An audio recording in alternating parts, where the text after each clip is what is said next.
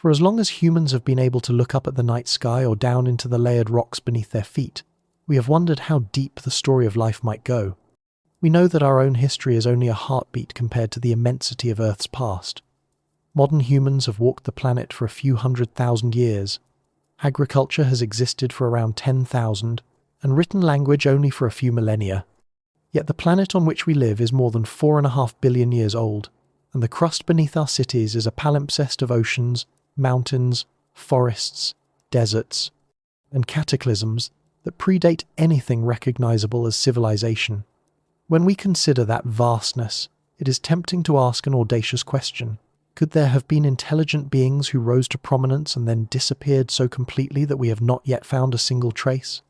This thought leads naturally to an even more specific possibility. Might civilizations have come and gone long before the dinosaurs ruled the Earth?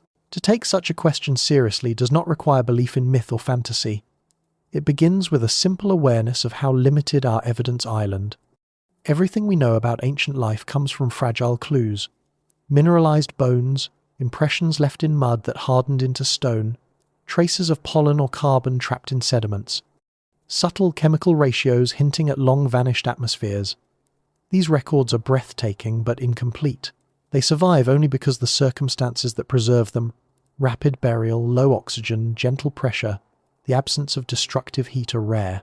The deeper we dig in time, the fewer of those circumstances we encounter, and the more Earth's own restlessness erases what once was. Continents drift, collide, and are swallowed back into the mantle. Mountains rise and wear down, seas flood and retreat. After a few 100 million years, entire landscapes can vanish into molten rock or be ground to powder and redeposited elsewhere. Even fossils from well-known creatures become sparse once we look past certain ages. What chance, then, would an artifact or building have against the slow grind of plate tectonics and erosion? Yet our minds are drawn to the idea because history shows how easy it is for evidence of complex societies to fade even over short spans. Whole cities built of stone have been swallowed by deserts or jungles within a handful of centuries. Wooden ships that once crossed oceans have rotted away until only iron nails remain. If our own species disappeared tomorrow, most traces of our presence, roads, vehicles, electronics, paper, would break down or be buried within a few tens of thousands of years.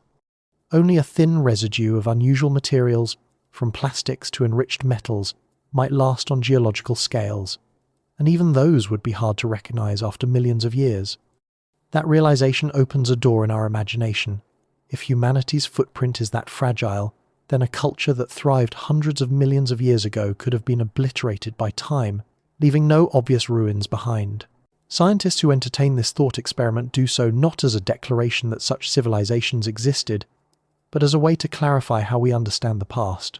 One well-known framing is the Silurian hypothesis, proposed by planetary scientists Adam Frank and Gavin Schmidt. They asked whether it would be possible to detect an industrial society in Earth's distant geological record if it had existed tens or hundreds of millions of years before us. Their conclusion was that the traces would be subtle. Shifts in isotope ratios, chemical residues from synthetic compounds, or abrupt changes in carbon cycling might be the only hints. Even then, such signals could be masked by natural processes or confused with other events, like massive volcanic eruptions or asteroid impacts. The hypothesis is less about proving hidden civilizations and more about appreciating how narrow our window into prehistory really island. Approaching the subject carefully also means considering what biology can tell us about the tempo of evolution. The appearance of intelligence capable of shaping a planet is not guaranteed. On Earth, life began at least 3.5 billion years ago, but for most of that time organisms were single-celled. Multicellular life arrived only around 600 million years ago, and mammals, our own branch, emerged less than 250 million years ago. Complex brains require long evolutionary experiments, stable environments, and perhaps sheer luck.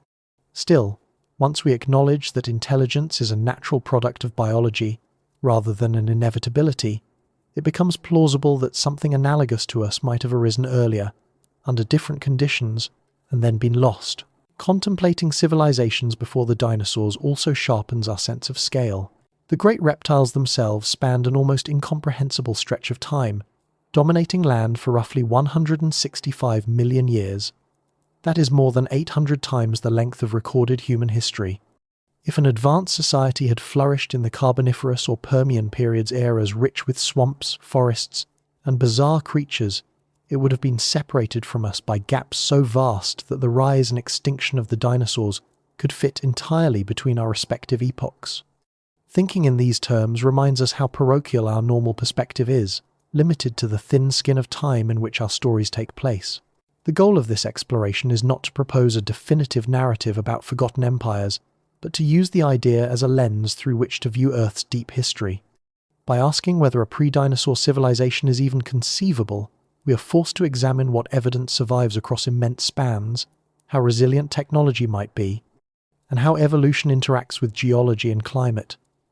These questions lead us to consider how we, too, will one day become part of the sedimentary archive. Will a distant observer, millions of years hence, be able to recognize our brief experiment with cities and machines? Or will we, like any hypothetical predecessors, dissolve into the crust, leaving only ambiguous hints for whoever comes next? As we proceed, it is worth holding two thoughts at once. First, the probability of a sophisticated culture having existed before the age of dinosaurs is extremely low, given everything we know about life's development and the scarceness of signs. Second, the very possibility, however remote, illuminates the fragility of knowledge and the transience of all civilizations. To walk through this topic is to stand at the threshold between science and imagination, with careful reasoning on one side and a sense of wonder on the other. It is a journey through timescales so immense that they challenge language itself, inviting us to see our planet not just as a backdrop for human affairs, but as a restless world whose history is deeper, stranger, and more mysterious than we usually allow ourselves to imagine. Imagine standing on the edge of a jagged cliff at sunset, looking down at a canyon where layers of rock are stacked like the pages of a colossal book. Each band of color marks a chapter in Earth's history, written in stone over billions of years. Somewhere far below, beneath strata older than the first trees, older even than the earliest fish with jaws, there could be remnants of worlds we have never dreamed of. The thought is unsettling and exhilarating at the same time. What if there were cities, machines, art, and stories laid down long before any dinosaur ever drew breath, buried so deep that no paleontologist's pick or drill has yet reached them? This possibility turns the ground beneath our feet into a puzzle box, whose secrets may remain locked forever. Part of what makes the idea so haunting is how little of the past we actually see. When we read about ancient civilizations like Mesopotamia or Egypt, we are dealing with fragments that survived by sheer accident, tablets baked hard enough to resist crumbling, stone monuments too massive to be easily erased. Even with those comparatively recent cultures, entire libraries have vanished, their texts reduced to ash or dust. Go back tens of thousands of years, and the evidence of human presence narrows to scattered bones, flint tools, and faint traces of fire on cave walls. Push still further, into the territory of early hominins or the first mammals, and the record dwindles to a handful of teeth, a femur here, a skull fragment there, yet these remains come from periods that are, geologically speaking, just moments ago. If we consider spans measured not in millennia but in hundreds of millions of years, the horizon of knowable history shrinks almost to nothing. That is why the proposition at the heart of this journey is so provocative. To suggest that civilizations might have risen and fallen before the age of dinosaurs is not to claim proof. Rather, it is to ask whether our current picture of life's timeline leaves room for such a phenomenon. Science teaches us that most of Earth's crust, older than about 300 million years, has been recycled by plate tectonics. The ocean floors, where so much sediment accumulates, are continually pushed down into the mantle and melted, wiping clean any record they once held. Even on the continents where rocks can be older, erosion, heat, and pressure gradually erase delicate features. Fossils survive only because a small fraction of organisms are entombed under special conditions. Artifacts, objects intentionally shaped or built would have to endure even harsher trials to last through so many eons. They would need to be made of extraordinarily resilient materials and then buried quickly in stable environments far from the reach of tectonic destruction. The odds are slim, but slim is not the same as impossible. The mystery becomes sharper when we think about how short-lived the human imprint might be. Engineers have calculated that if every person vanished tomorrow, vegetation would begin to reclaim asphalt within years, and most buildings would crumble in a few centuries. Steel would rust, concrete would crack, and glass would be ground to sand by weather. Only traces like underground tunnels, a few stone monuments, and subtle chemical changes in soils and sediments might persist for longer than 1,000,000 years. Beyond 10 million, virtually everything recognizable as ours would likely disappear, leaving only hints discernible through laboratory analysis. In that light, asking whether a prior species could have developed tools or culture before being obliterated by time is not absurd. It is an extension of the same reasoning applied to our own fate. Picture a world during the Carboniferous period, roughly 300 million years before today. Vast, swampy forests stretch across the equator, teeming with giant dragonflies, tree-sized club mosses, and strange amphibians. Oxygen levels are higher than in the present, fueling insect growth and making fires common. Or consider the Permian period, a little later, when deserts spread across supercontinent Pangaea and mammal-like reptiles stalked the sands. In these settings, the ingredients for intelligence, diverse ecosystems, complex food webs, changing climates were available. Evolution was already experimenting with sophisticated body plans, sensory organs, and behavior. If, among the countless evolutionary branches, one lineage stumbled onto sustained problem-solving and cooperative living, it might have taken a trajectory similar to ours, exploring technology suited to its environment. We do not know whether such a path was taken, but acknowledging its feasibility widens our sense of the possible. The challenge is that our only witnesses are rocks, and rocks are reticent storytellers. They record broad patterns, the waxing and waning of oceans, the upthrust of mountains, the signatures of cataclysms like asteroid impacts or massive eruptions, but they are poor archivists of detail.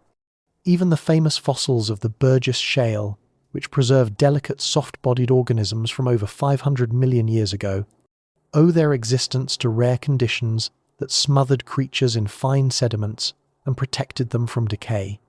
Technology, unlike bone or shell, is rarely made from materials prone to fossilize. Unless ancient beings forged tools from minerals that resist heat and pressure, their creations would likely fragment and metamorphose beyond recognition. What could endure is not form but chemistry, anomalous concentrations of certain metals, synthetic compounds, or isotopic ratios, hinting at industrial processes. Detecting such subtle fingerprints would require targeted searches and a willingness to interpret ambiguous clues. Standing on that cliff again, the observer might notice how the strata stretch toward the horizon, each layer representing a vanished world. Some contain ripple marks from ancient shorelines, others, dark seams of coal born from primordial swamps. There are layers laid down by volcanic ash, telling of sudden violence, and bands rich in fossils, evidence of flourishing life. Between them are gaps, unconformities where time itself seems missing 1,000,000 years of erosion or non-deposition, leaving no testimony. It is in those absences, those silent intervals, that speculation thrives. Perhaps there were eras when intelligence flared briefly, leaving signs too delicate or too deeply entombed for us to recover. Perhaps their histories ended in upheavals, ice ages, supervolcanoes, asteroid strikes, or their own mistakes long before our lineage appeared. This chapter serves as an invitation to keep that tension alive, the tension between skepticism, which demands rigorous evidence, and imagination, which allows us to contemplate scenarios beyond immediate proof. To walk along the edge of this idea is to appreciate the contingency of everything we know. Our species is a newcomer, standing atop an unimaginably tall stack of vanished ecosystems and forgotten experiments. We assume we are the first to carve tools or shape metals because nothing older has been found, but absence is not confirmation. It is simply a reminder of how shallow our excavation of time has been.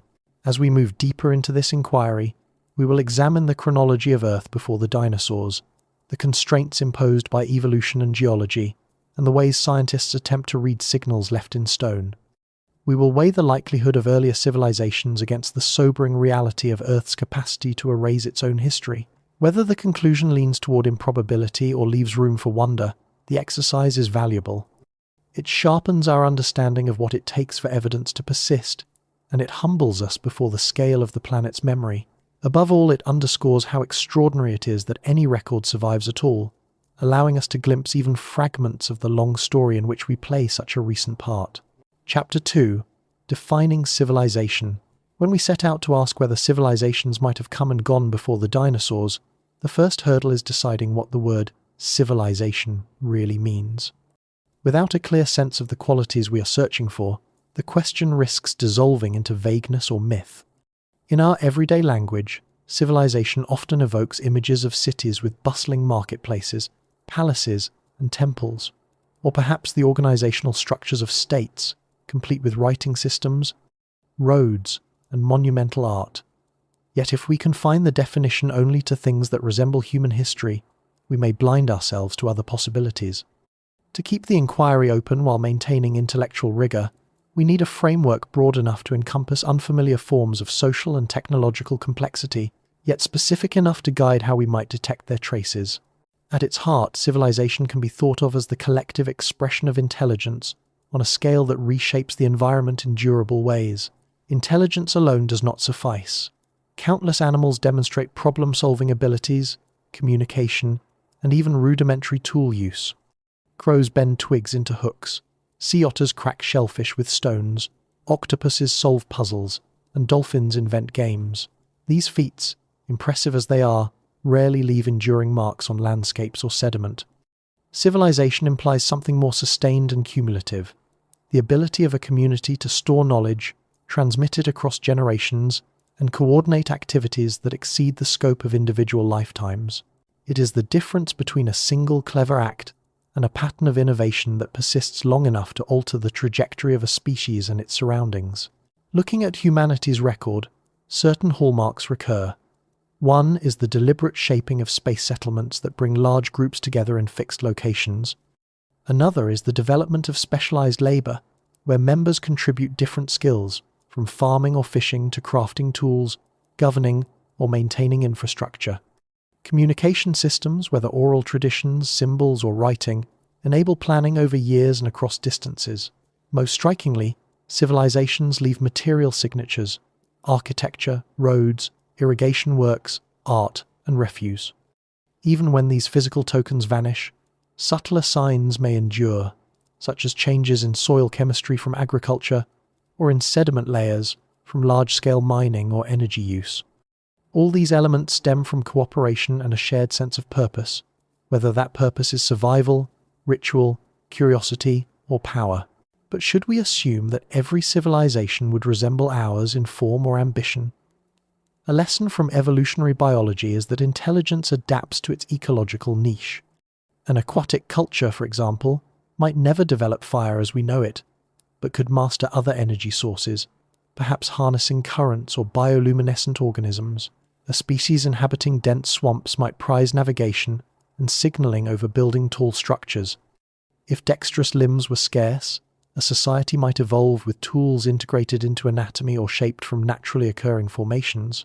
Some forms of culture could be primarily auditory, chemical, or even based on patterning in living tissues. When we try to imagine a pre-dinosaur civilization, we must be ready to encounter expressions of order and creativity that defy our preconceptions. Nevertheless, certain requirements seem nearly universal. To achieve civilization-level complexity, a species likely needs a degree of social organization, surplus resources to free some members from constant foraging, and mechanisms for learning that extend beyond immediate instinct. Energy is another key ingredient. Our own rise was inseparable from fire, agriculture, and eventually fossil fuels, each allowing us to store or release power in controlled ways. On a primordial Earth, candidates for comparable leverage might include chemical gradients, tidal flows, geothermal vents, or the combustion of organic matter in oxygen-rich air. Without means to concentrate energy, communities remain limited to what individual muscles or ambient sunlight can provide, constraining their capacity to build, explore, or transform landscapes on large scales. When we bring these considerations together, a tentative working definition emerges.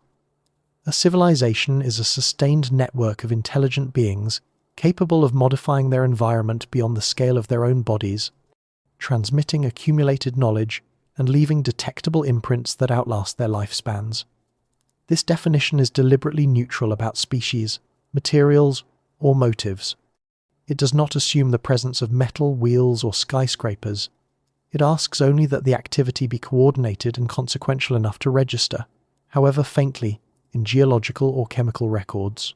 Such an approach lets us consider possibilities, ranging from tool-using reptiles in the Permian deserts to ocean dwellers whose constructions lay hidden in now-vanished basins. Applying this lens to Earth's past also requires humility about what we could realistically discover. Suppose a society emerged 300 million years ago with a level of technology comparable to ours. Its roads and dwellings would by now have been crushed or metamorphosed into new rock. Organic materials, wood, fabrics, flesh would decay quickly, leaving nothing recognizable. Even robust substances like ceramics or alloys might survive only as microscopic inclusions scattered through sediments, their shapes obliterated.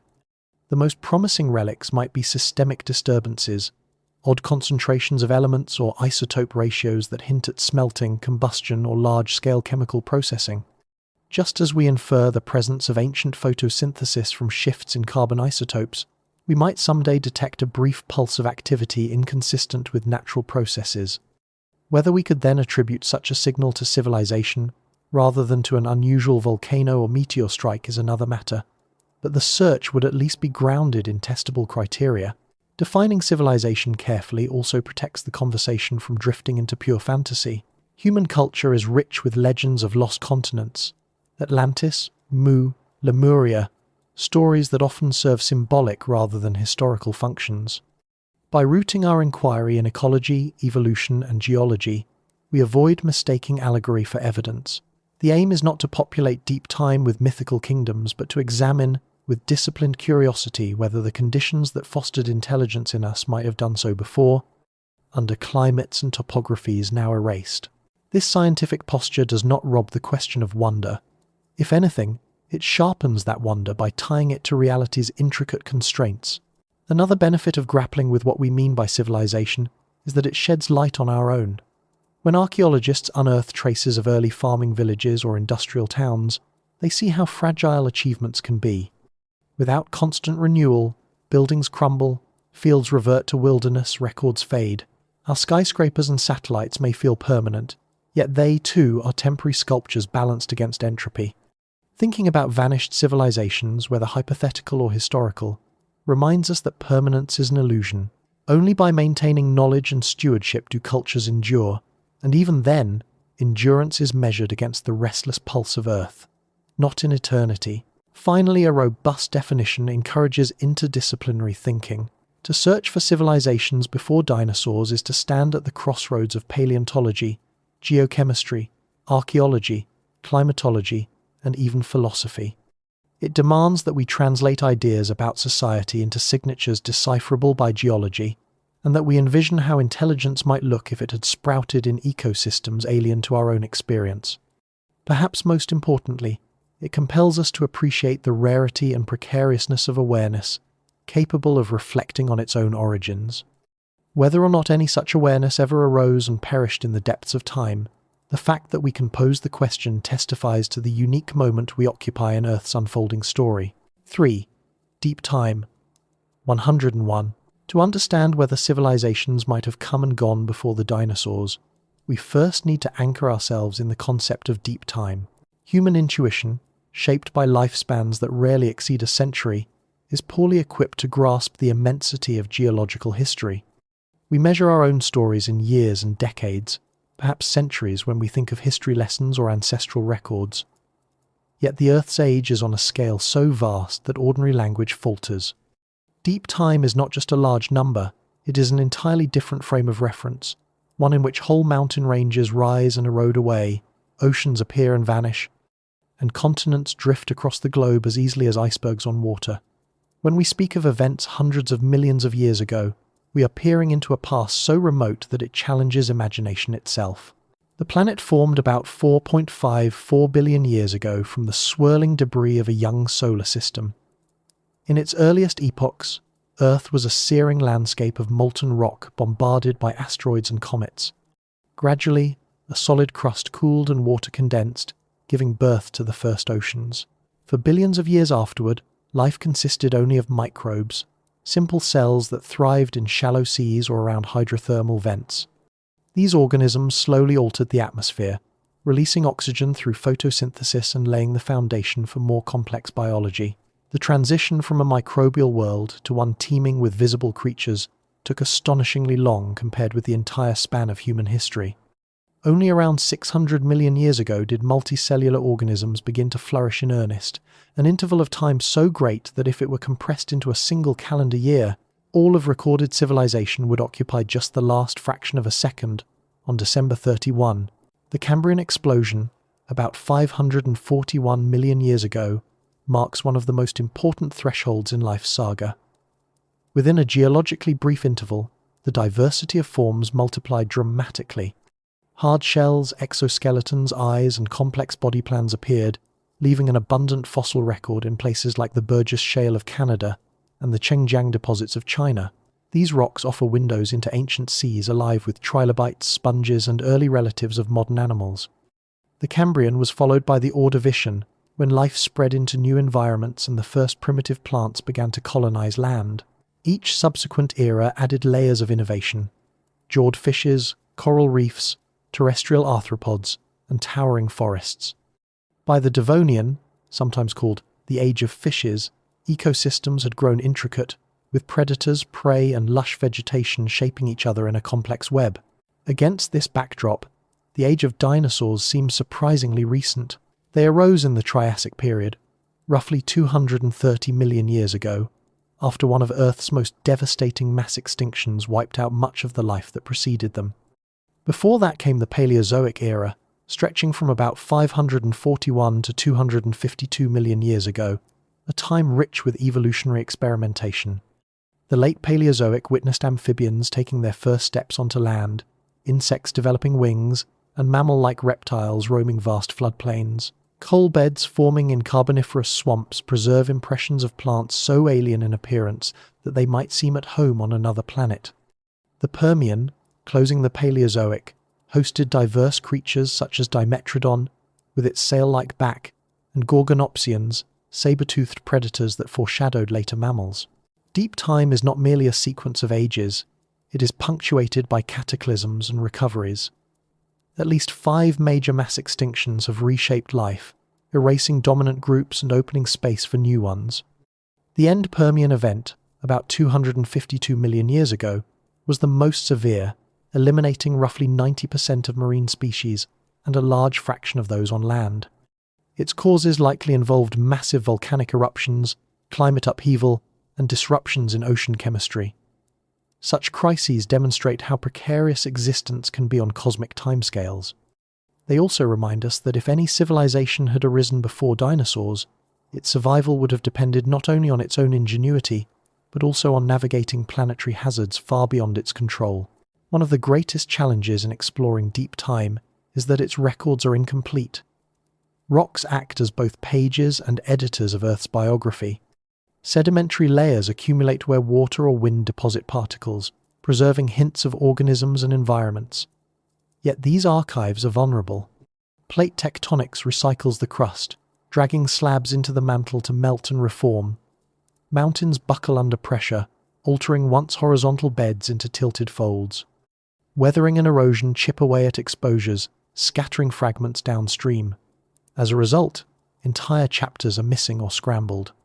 Geologists identify these absences as unconformities, surfaces where deposition ceased or erosion removed material, leaving gaps that can span tens or hundreds of millions of years. The further back we look, the more such gaps dominate, making early epochs like the Archean and Proterozoic especially enigmatic. Contemplating this vastness puts our own chronology into perspective. All of human civilization, from the first villages to modern cities, fits comfortably within the Holocene epoch, which began just 11,700 years ago after the last ice age ended. Agriculture, writing, and metallurgy occupy a sliver of time so narrow that it barely registers on stratigraphic charts. Even the entire existence of Homo sapiens, around 300,000 years, is minuscule compared with the reign of dinosaurs or the span of stromatolites, microbial reefs that thrived for billions of years before animals appeared. When we acknowledge these proportions, we realize that the universe is indifferent to our sense of urgency. Life has had eons to try different forms, some of which may have been swept away without leaving obvious signs. The notion of civilizations in deep time gains plausibility once we appreciate how many opportunities evolution has had to experiment. If intelligence is not a singular fluke but one potential outcome among many, then the planet's long prehistory offers room for episodes of advancement separated by unimaginable gulfs. Still, deep time also cautions us about how fragile any evidence would be. A culture might endure for 1,000,000 years, a span far longer than our species has existed, yet that interval is brief against geological churn. Its remnants could be subducted, metamorphosed, or ground into sediments indistinguishable from their surroundings. To detect them, we would need to read not only fossils but also chemistry, mineralogy, and subtle structural clues, treating rocks as archives written in codes we are only beginning to decipher. Visualizing the sweep of ages can help. Imagine Earth's history as a single 24-hour day. The planet forms at midnight. By 4 a.m., the first life arises. For the next 16 hours, microbes dominate while continents drift and atmospheres evolve. Around 9:30 p.m., multicellular life blossoms in the Cambrian. Plants and animals invade land by 10 p.m., while amphibians and early reptiles thrive by 10:30. Dinosaurs appear just before 11 p.m., ruling for more than an hour before vanishing minutes before midnight. Humanity emerges only seconds before the clock strikes 12. In such a view, even the grandest human endeavours barely flicker, reminding us how brief our tenure is compared with the planet's. Deep time also invites reflection on resilience and impermanence. Mountains, which seem eternal, are temporary sculptures shaped by forces beneath our feet. Oceans that look timeless have come and gone repeatedly, sometimes leaving behind salt flats or fossilized reefs far inland. Climate has oscillated between infernos and ice ages. Continents have merged into supercontinents and broken apart again, carrying fossils and minerals across the globe. Against this ceaseless flux, the survival of any artifact or construction from hundreds of millions of years ago would require exceptional fortune. That does not mean it is unthinkable, only that its discovery would demand painstaking investigation and a readiness to interpret hints rather than obvious ruins. Ultimately, deep time is the canvas upon which all speculation about ancient civilizations must be painted. It provides the chronological and geological framework that shapes what is plausible, what might be recoverable, and what is likely lost forever. By situating our curiosity within this immense backdrop, we cultivate both caution and awe. Caution, because we see how easily evidence can be obliterated by the planet's restlessness.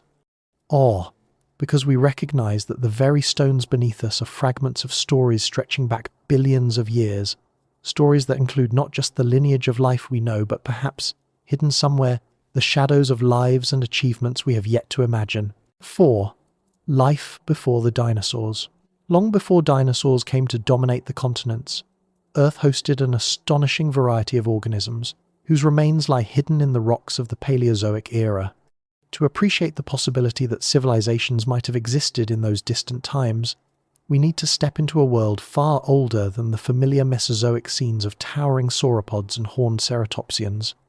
The Paleozoic, stretching from roughly 541 to 252 million years ago, unfolded across 6 major periods: the Cambrian, Ordovician, Silurian, Devonian, Carboniferous, and Permian, and each brought evolutionary experiments that shaped the future of life.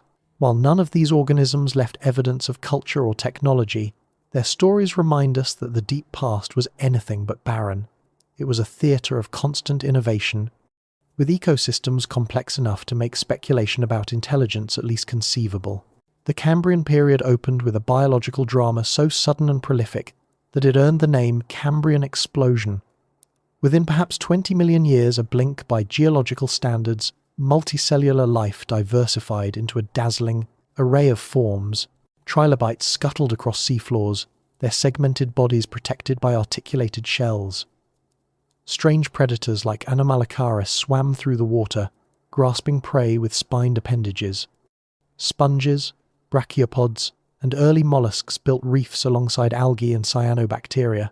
Some of these creatures bore eyes with sophisticated lenses, evidence that sensory complexity was already driving an evolutionary arms race. The oceans teemed with possibility, laying a foundation for future leaps in structure and behavior. As the Ordovician dawned, marine communities expanded into new niches. Graptolites floated in chains, filtering plankton from the currents, while jawless fishes with bony head shields explored shallow lagoons. Primitive corals constructed the first substantial reefs, creating habitats for countless small animals. Toward the end of the period, the earliest land plants, tiny, moss-like pioneers, began colonizing damp shorelines, subtly altering soils and paving the way for terrestrial ecosystems. This period closed with one of Earth's earliest mass extinctions, likely triggered by glaciation and shifting sea levels, a reminder that life's progress is never linear. The Silurian period witnessed an important migration. Plants and arthropods gained a firm foothold on land. Simple vascular plants developed stems capable of transporting water, allowing them to grow taller and spread farther from wetlands. Scorpions, millipedes, and centipede-like forms patrolled the new greenery, feeding on detritus or smaller invertebrates. In the seas, jawed fishes made their debut, a step that would eventually give rise to sharks and bony fishes. Coral reefs flourished, and some fishes experimented with spiny armor, hinting at intensifying predator-prey dynamics. The world was becoming more intricate, with food webs linking land and sea. By the Devonian, sometimes called the Age of Fishes, vertebrate evolution accelerated. Lobe-finned fishes, equipped with muscular fins supported by sturdy bones, ventured into oxygen-poor shallows where they could gulp air. These pioneers foreshadowed the first amphibians, whose descendants would conquer dry ground. Plants surged in size and diversity, producing the earliest forests dominated by giant club mosses, horsetails, and ferns. Insects appeared, their delicate wings enabling them to exploit aerial space. This proliferation of life was punctuated by crises. Late in the Devonian, environmental upheavals led to several extinction pulses, culling many reef builders and vertebrates.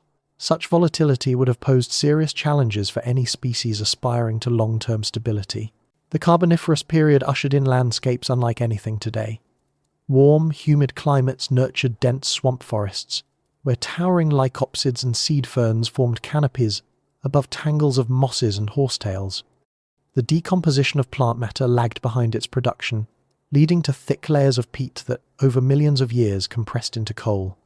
Arthropods achieved enormous sizes thanks to high atmospheric oxygen. Dragonflies with wingspans wider than a human hand darted among trees, while millipede relatives stretched to car lengths. Amphibians diversified into myriad shapes, from sleek fish-eating forms to bulky predators lurking near pools. Reptiles, with tougher eggs that resisted drying, emerged late in the period, setting the stage for further terrestrial expansion. The Carboniferous environment, rich in energy and structurally complex, invites speculation about what behaviors might have evolved beyond mere survival. As the Permian took hold, Earth's geography shifted dramatically. The continents assembled into a supercontinent called Pangaea, encircled by a vast ocean named Panthalassa. Interior regions grew arid, creating deserts while coastal areas retained lusher habitats. Life adapted to these contrasts. Reptiles diversified into lineages that would one day yield mammals, turtles, and archosaurs. Some, like Dimetrodon with its tall dorsal sail, stalked prey across floodplains.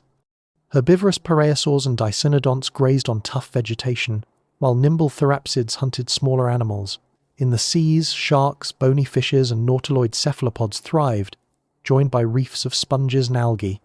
Toward the end of the Permian, however, a cascade of volcanic eruptions, climate swings, and oceanic anoxia culminated in the largest mass extinction in history, wiping out around 90% of marine species and 70% of those on land. It was into the ecological vacuum left by this catastrophe that the first dinosaurs would later step. When we survey these ages, a striking pattern emerges. Complexity has deep roots. Long before dinosaurs, ecosystems were layered and dynamic, featuring predators, prey, plants, decomposers, and myriad interactions. Some organisms displayed traits suggestive of advanced nervous systems, such as sophisticated eyes, balance organs, and coordinated limbs. While there is no evidence that any Paleozoic animal achieved symbolic thought or cumulative technology, the raw materials for intelligence, mobility, sensory acuity, social behavior were present in varying degrees. If evolution had taken different turns, perhaps favoring prolonged brain development in certain lineages, the door to higher cognition might have opened sooner. Speculation about life before dinosaurs also underscores the importance of geology in shaping possibility. Shallow seas covered much of the continents during the Paleozoic, fostering rich biodiversity but also subjecting coastal regions to cycles of flooding and exposure. Mountain-building episodes rearranged habitats, while volcanic outbursts periodically reset ecosystems. These forces both spurred adaptation and limited continuity, potentially constraining how far complexity could climb without being knocked back by upheaval. For any hypothetical culture, stability would have been as crucial as creativity, and stability was often in short supply. Yet, even amid upheaval, the Paleozoic world was vibrant and full of surprises. Coral gardens stretched for kilometers beneath sunlit waters. Forest canopies filtered dappled light onto swamp floors where amphibians lurked. Shelled cephalopods cruised through open seas, their tentacles exploring for prey. Across deserts, sturdy reptiles left tracks that hardened into sandstone, silent testaments to vanished lives. Every rock layer from this era carries whispers of organisms inventing new solutions to age-old problems. How to feed, how to reproduce, how to avoid being eaten. Those whispers remind us that the story of life is not a straight line marching toward us, but a branching bush, with many twigs ending abruptly or curving in unexpected directions. Considering this exuberant pre-dinosaur world helps ground the conversation about lost civilizations in reality rather than fancy. Any intelligent species arising in the Paleozoic would have shared its planet with trilobites, giant insects, and reptilian pioneers, not with the familiar cast of Jurassic giants. Its tools, shelters, or cultural expressions would have been adapted to swamps, reefs, or deserts wholly unlike later environments. And if such a society existed, its prospects for leaving an enduring mark would have been slim, given the geological churn that followed. Still, walking through a Paleozoic fossil bed and recognizing the intricacy of its communities can stir the imagination. It invites us to picture not just the animals and plants themselves, but the faint possibility that somewhere among them, intelligence may have once flickered, unrecorded by stone, awaiting only the patient curiosity of those willing to look beyond the shadow of the dinosaurs. 5. The fossil record's silence, the search for civilizations that might have risen and fallen before the age of dinosaurs, inevitably collides with one stark reality. The fossil record is both our greatest guide and our most frustrating limitation. It is a fragmented chronicle, stitched together from scattered clues embedded in stone, and its gaps are vast enough to hide entire worlds. Every hypothesis about ancient intelligence must contend with this silence, a silence born not of conspiracy or neglect, but of the sheer difficulty of preserving traces across hundreds of millions of years. To appreciate why we have found no ruins or relics predating the Mesozoic, we must first understand how fossils form, how they endure, and how easily they can be lost. Fossilization is an improbable fate. Most organisms, after death, are quickly reclaimed by decay, scavengers, or the elements.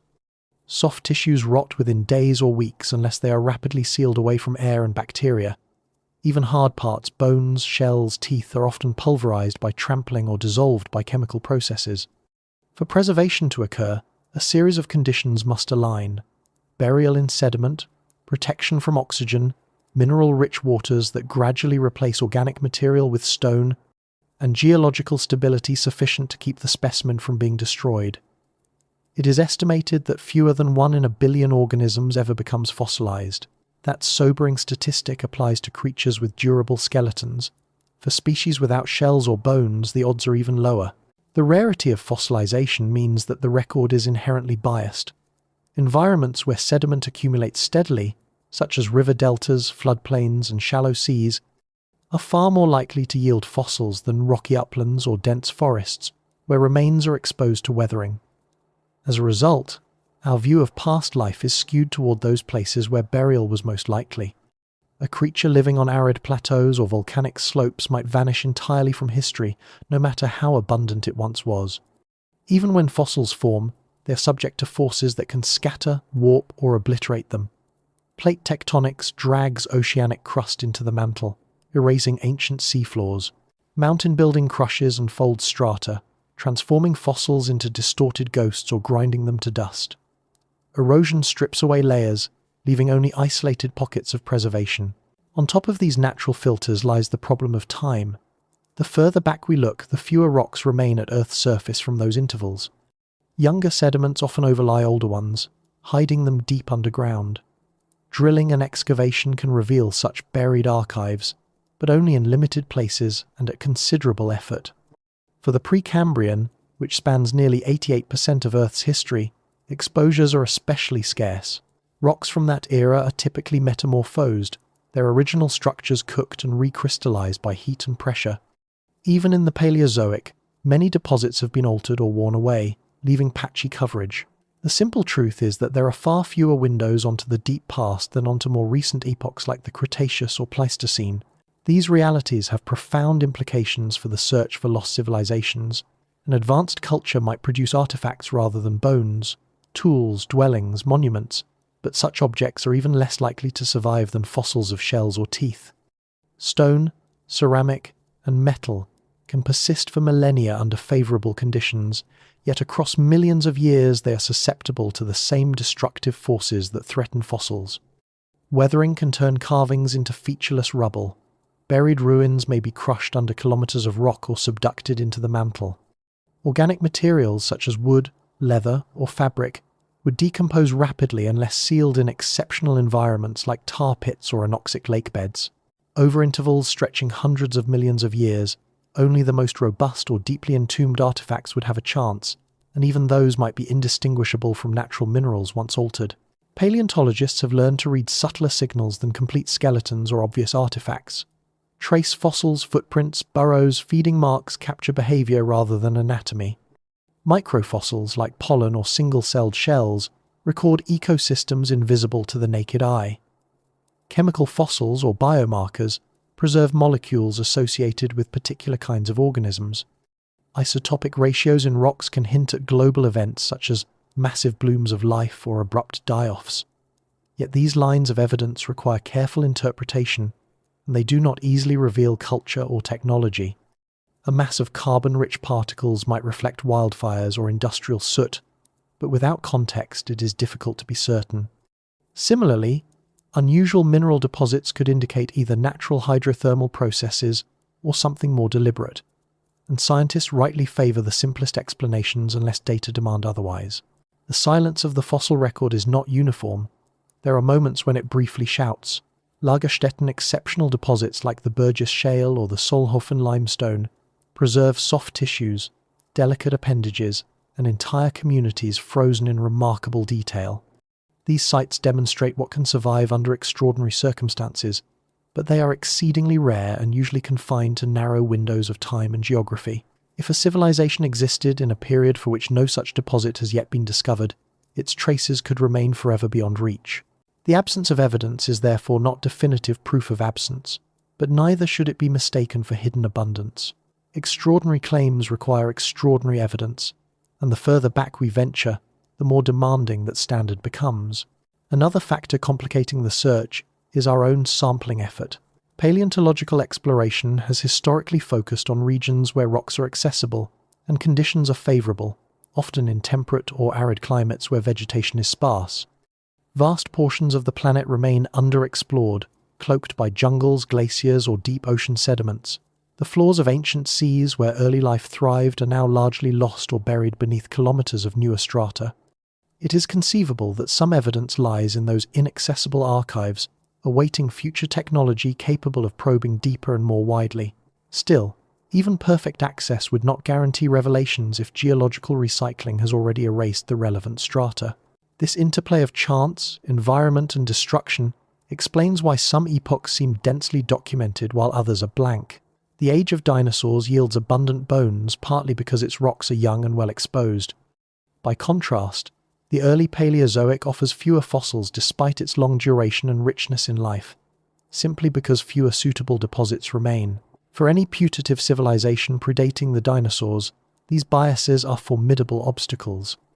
Its remains would need to have been produced in large numbers, made of enduring materials, deposited in sediments that resisted metamorphosis, and later brought back near the surface. That combination is vanishingly rare, Recognizing the fossil record's limitations does not diminish its value. Rather, it sharpens our awareness of what we truly know. Each fossil, however fragmentary, represents a triumph over entropy, a whisper that survived eons to reach us. The gaps between those whispers are not empty of meaning. They remind us that the Earth's history is bigger than our current understanding.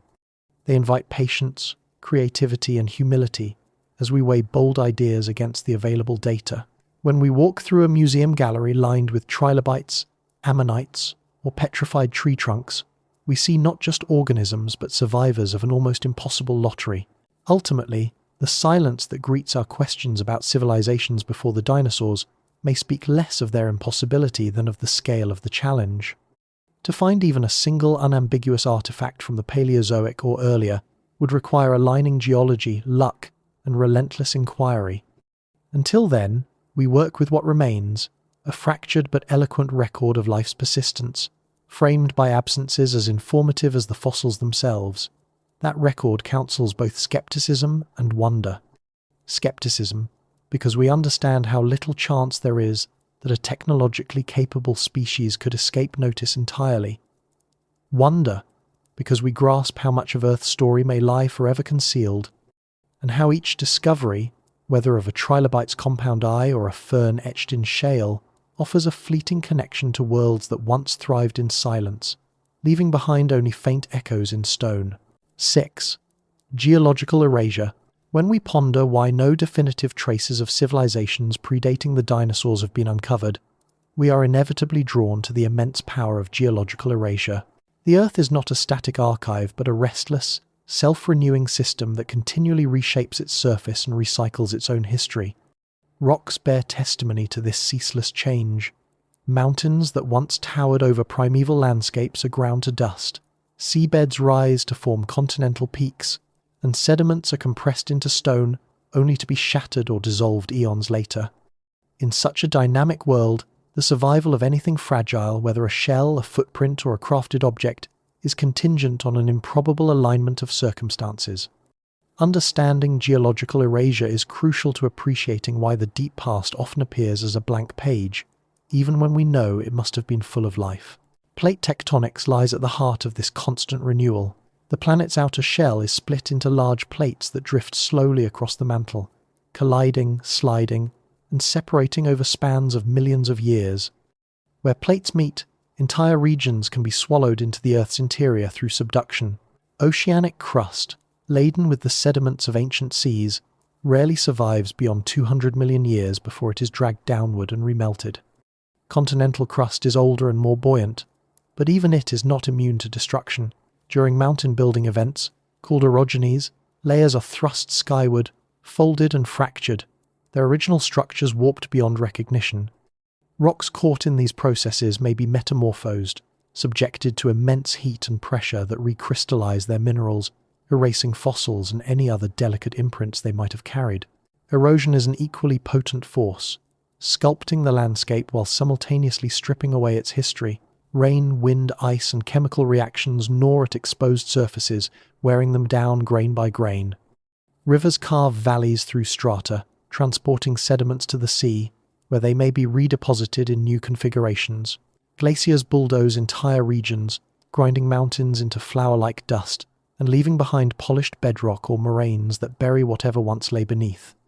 Even deserts, seemingly inert, abrade rock faces with blowing sand, rounding edges, and obliterating fine details.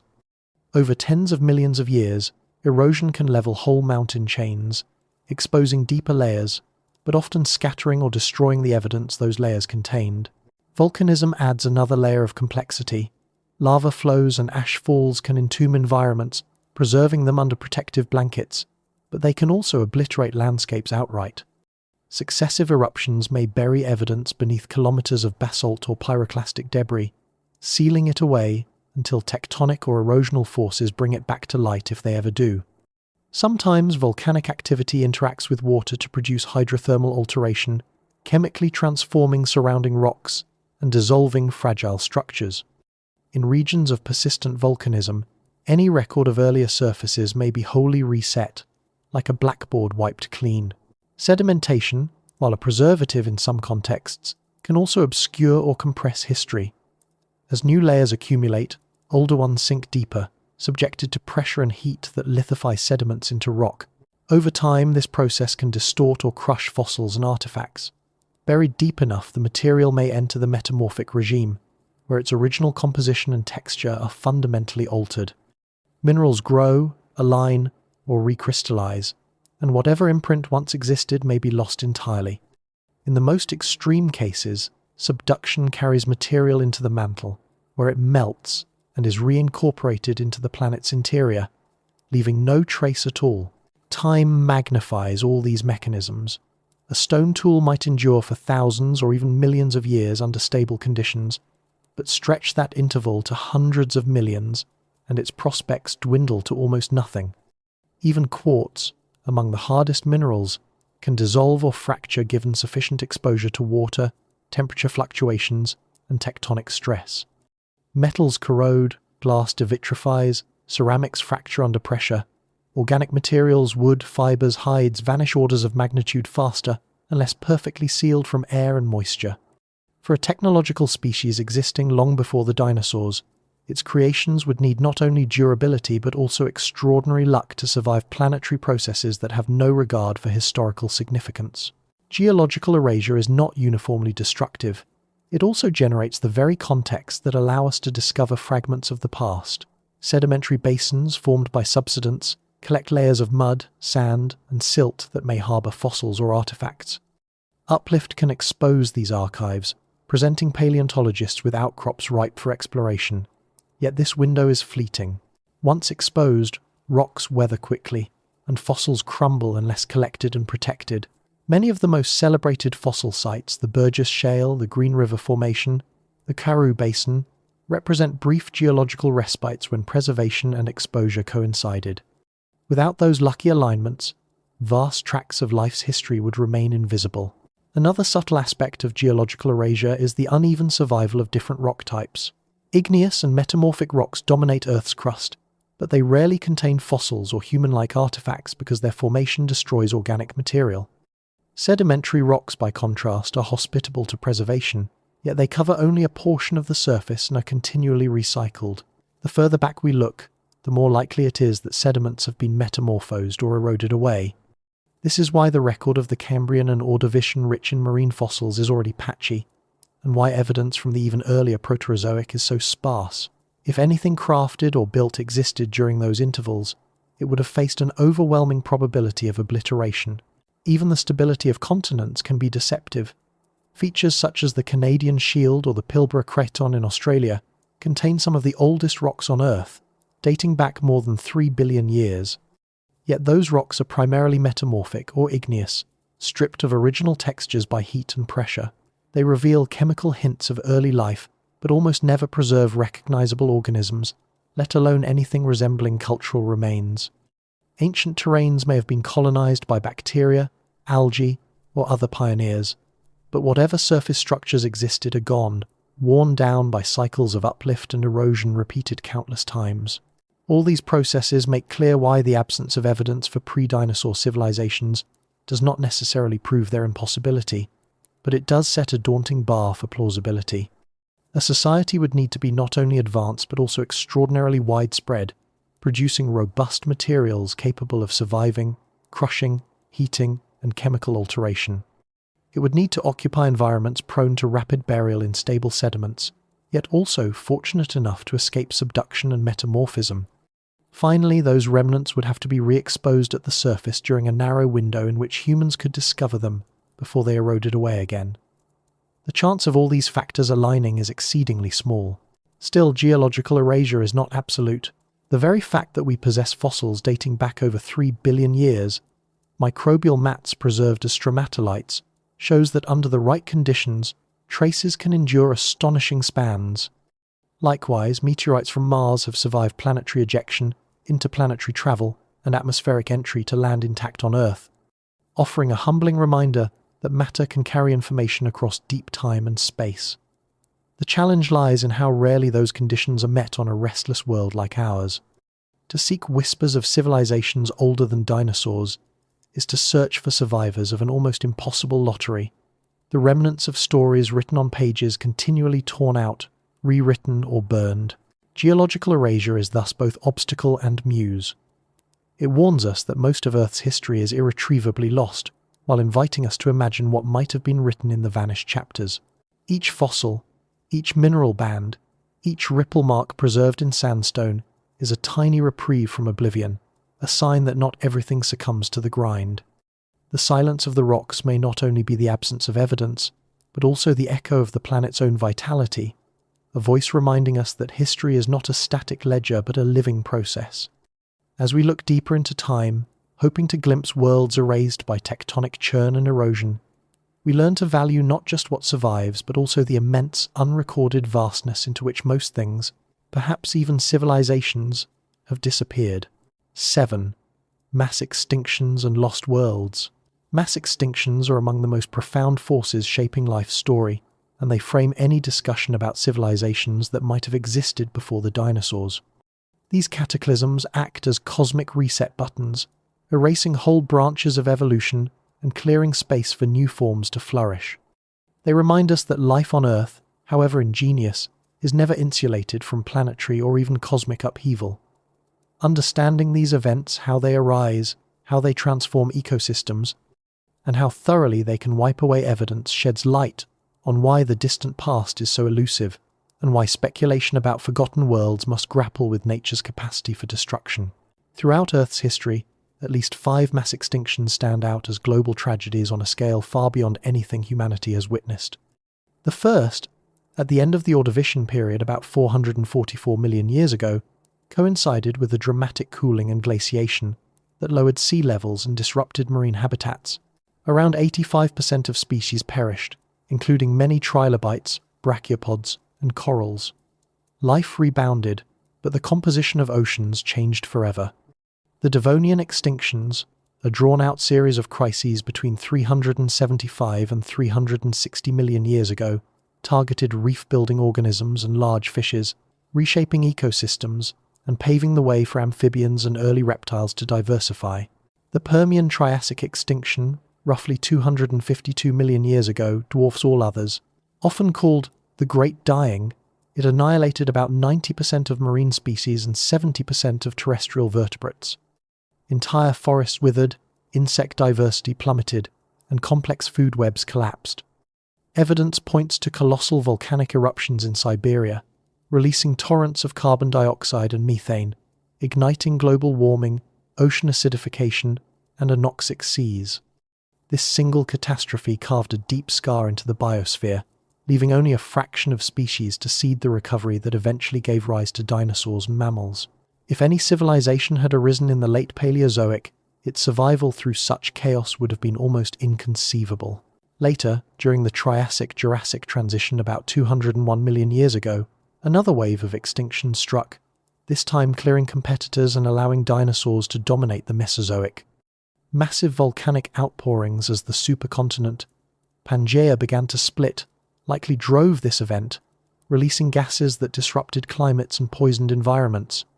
And of course, the Cretaceous-Paleogene extinction, 66 million years ago, triggered by a colossal asteroid impact and widespread volcanism, famously ended the reign of non-avian dinosaurs, opening the way for mammals and eventually humans. Each of these moments underscores how fragile success is in an ever-changing world. Mass extinctions are not just biological events, they are geological upheavals with the power to obliterate traces of what came before. Asteroid impacts vaporize rock, incinerate landscapes, and blanket the globe with debris. Their shockwaves can fracture crust and generate tsunamis, reshaping coastlines and burying evidence under chaotic sediments. Volcanic outbursts, like those implicated in several extinctions, drown continents in basalt, entombing or destroying whatever lies beneath. Climate shifts, whether sudden warming or plunging ice ages, alter erosion rates, sea levels, and chemical cycles, further eroding the continuity of the fossil record. Even where fossils survive, they may be sealed under kilometers of new deposits, hidden from view for eons. These destructive episodes also influence the tempo of recovery, which can span millions of years. After the end Permian disaster, ecosystems remained sparse for long stretches, with strange, opportunistic species dominating empty niches before stability returned. The slowness of such rebounds means that a civilization unlucky enough to exist on the eve of a mass extinction would likely vanish without a trace, its infrastructure dismantled not just by the event itself, but by the sluggish chaos that followed. In the absence of caretakers or maintenance, buildings crumble quickly, metals rust, wood decays, and even stone succumbs to weathering. Layer upon layer of new life would later colonize the ruins, burying them deeper with each generation until tectonics or erosion completed the erasure. Beyond the famous Big Five, smaller extinction pulses also punctuate Earth's past, and their cumulative effect may be equally potent. Oxygen crises in ancient oceans, bursts of volcanic activity, or modest meteorite impacts have caused regional die-offs or reshaped climate just enough to tip ecosystems into decline. For most of life's tenure, diversity has been balanced on a knife's edge, sensitive to changes in temperature, chemistry, or habitat. This precariousness suggests that if intelligence ever emerged before the dinosaurs, it would have faced not only the usual evolutionary hurdles but also the looming threat of obliteration from forces beyond its control. Importantly, mass extinctions are selective as well as brutal. They favor generalists over specialists, small bodies over large, and flexibility over rigidity. Survivors often share traits that allow them to weather lean times, broad diets, high reproductive rates, or tolerance for harsh environments. By contrast, complex societies, if they had existed, might have relied on stable climates, fertile regions, or specific resources vulnerabilities that would make them particularly fragile in the face of catastrophe. Unlike microbial mats or hardy ferns, cities and networks cannot simply evolve new forms. They depend on continuity and protection, qualities mass extinctions systematically undermine. The sedimentary layers that bear witness to these events often preserve abrupt transitions. Rich fossil assemblages truncated by barren horizons, chemical anomalies marking sudden change, and unusual minerals formed in the aftermath. These boundary layers are sometimes our only portals into worlds swept away. They show us that the Earth keeps partial records of its convulsions but rarely of the details of what was lost. To search for a vanished civilization within such layers would require discerning its signal amidst the detritus of collapsed ecosystems and altered geochemistry, a formidable task, especially when natural processes alone can produce enigmatic patterns. Contemplating mass extinctions enlarges our sense of time and fragility. They remind us that life's history is not a steady march toward complexity, but a jagged line punctuated by sudden voids. For the overwhelming majority of species that have ever lived, extinction has been the rule, not the exception. Even the grandest empires, should they ever have existed in the Paleozoic or earlier, would have stood against an indifferent planet capable of wiping the slate clean without hesitation. To imagine such empires is to recognize that permanence is an illusion, and that survival across geological epochs demands resilience beyond anything our own civilization has yet demonstrated. Yet mass extinctions also spark renewal. In their aftermath, surviving lineages experiment, diversify, and adapt to new opportunities. The absence of dominant groups invites innovation, producing evolutionary breakthroughs, the rise of dinosaurs after the Triassic-Jurassic crisis, mammals after the Cretaceous, and flowering plants in the shadow of earlier calamities. These rebounds hint at the paradoxical nature of catastrophe it destroys, but it also creates.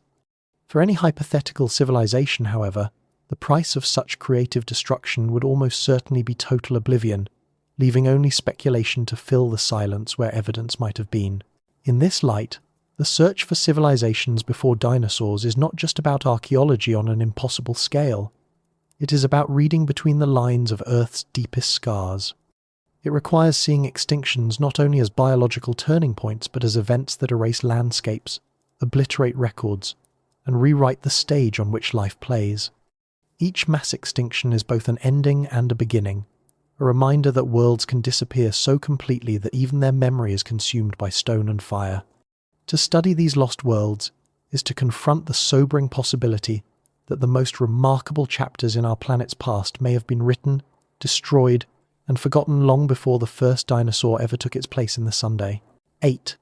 Clues in the rocks. When we try to imagine how any trace of a civilization older than the dinosaurs might reach us, we inevitably return to the rocks themselves. Stone is Earth's memory. Every layer, mineral, and fissure is a record of processes and events, a coded history waiting to be read. For geologists and paleontologists, the challenge is to decode that record with precision, separating signals of biology, chemistry, and climate from the noise of time. Even without artifacts or inscriptions, rocks carry whispers of the worlds that produced them. They reveal oceans that once shimmered above deserts, forests that thrived where glaciers now stand, and the comings and goings of entire lineages. If a civilization ever existed in the deep past, its most plausible testimony would be subtle, embedded not in recognizable ruins but in the chemistry and structure of the stones themselves.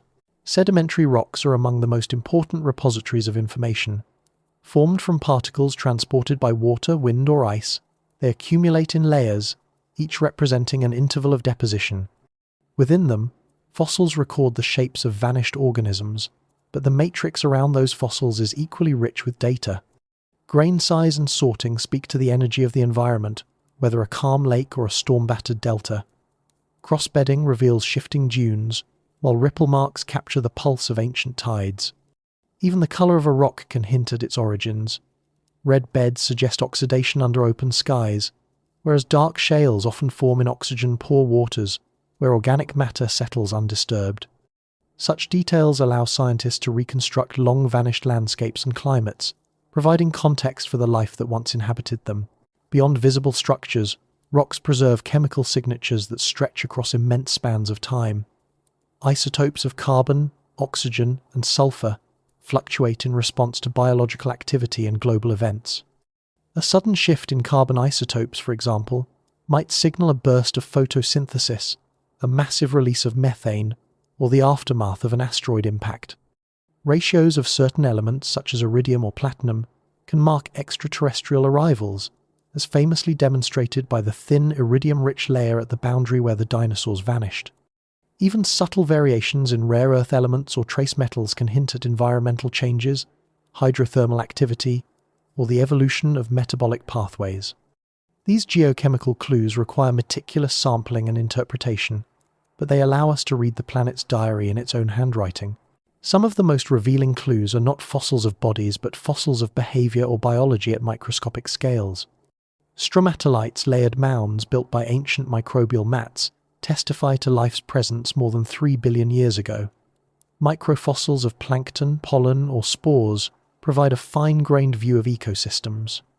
Molecular fossils, or biomarkers, are complex organic compounds derived from cell membranes or pigments.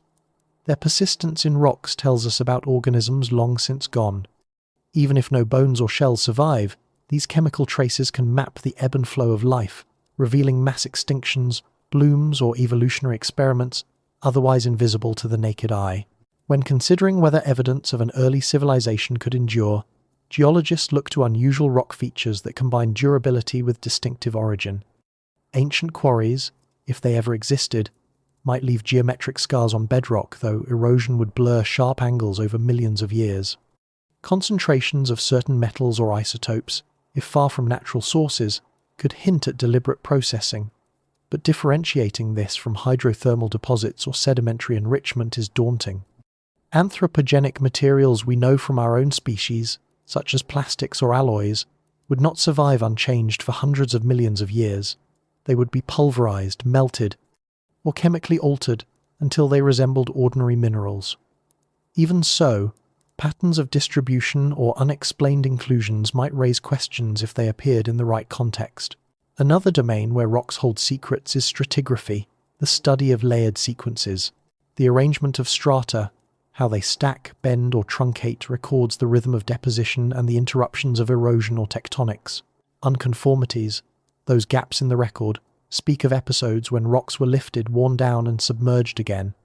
If a society left constructions on a stable floodplain or coastal shelf, subsequent burial could protect remnants for a time, but only if later tectonic forces spared the site from metamorphosis or subduction. The odds are long, yet not inconceivable. After all, delicate tracks of ancient animals have survived, imprinted in mud and turned to stone, enduring storms, earthquakes, and even glacial scouring. Geodes, concretions, and other mineral curiosities can sometimes confuse the search. Their symmetrical shapes or cavities may resemble artificial objects, but they are products of natural growth within rock cavities or chemical precipitation around nuclei. Differentiating authentic cultural evidence from such mimics requires a careful balance of skepticism and openness. Scientific rigor demands that extraordinary interpretations rest on extraordinary data. Repeated findings, clear stratigraphic context, and characteristics inconsistent with geological processes alone. A single ambiguous specimen is more likely to be a quirk of crystallization or erosion than the residue of intelligence.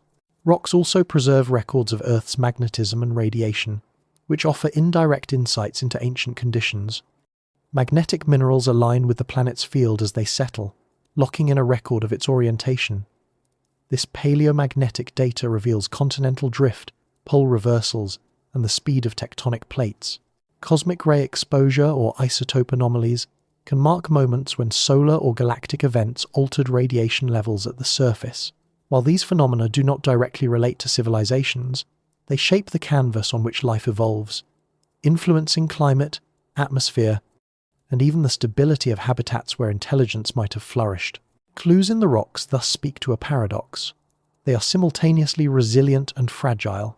They can carry chemical whispers across billions of years, yet a single episode of metamorphism can erase their stories forever. They offer tantalizing hints, spikes in isotopes, unusual textures, rare mineral inclusions, but translating those hints into a narrative of culture or technology is extraordinarily difficult. Without corroborating evidence, anomalies remain curiosities, not proof. This is why geologists tread carefully, favoring explanations grounded in known processes before venturing into speculation about vanished civilizations. Nevertheless, the very act of reading rocks invites a kind of imaginative discipline.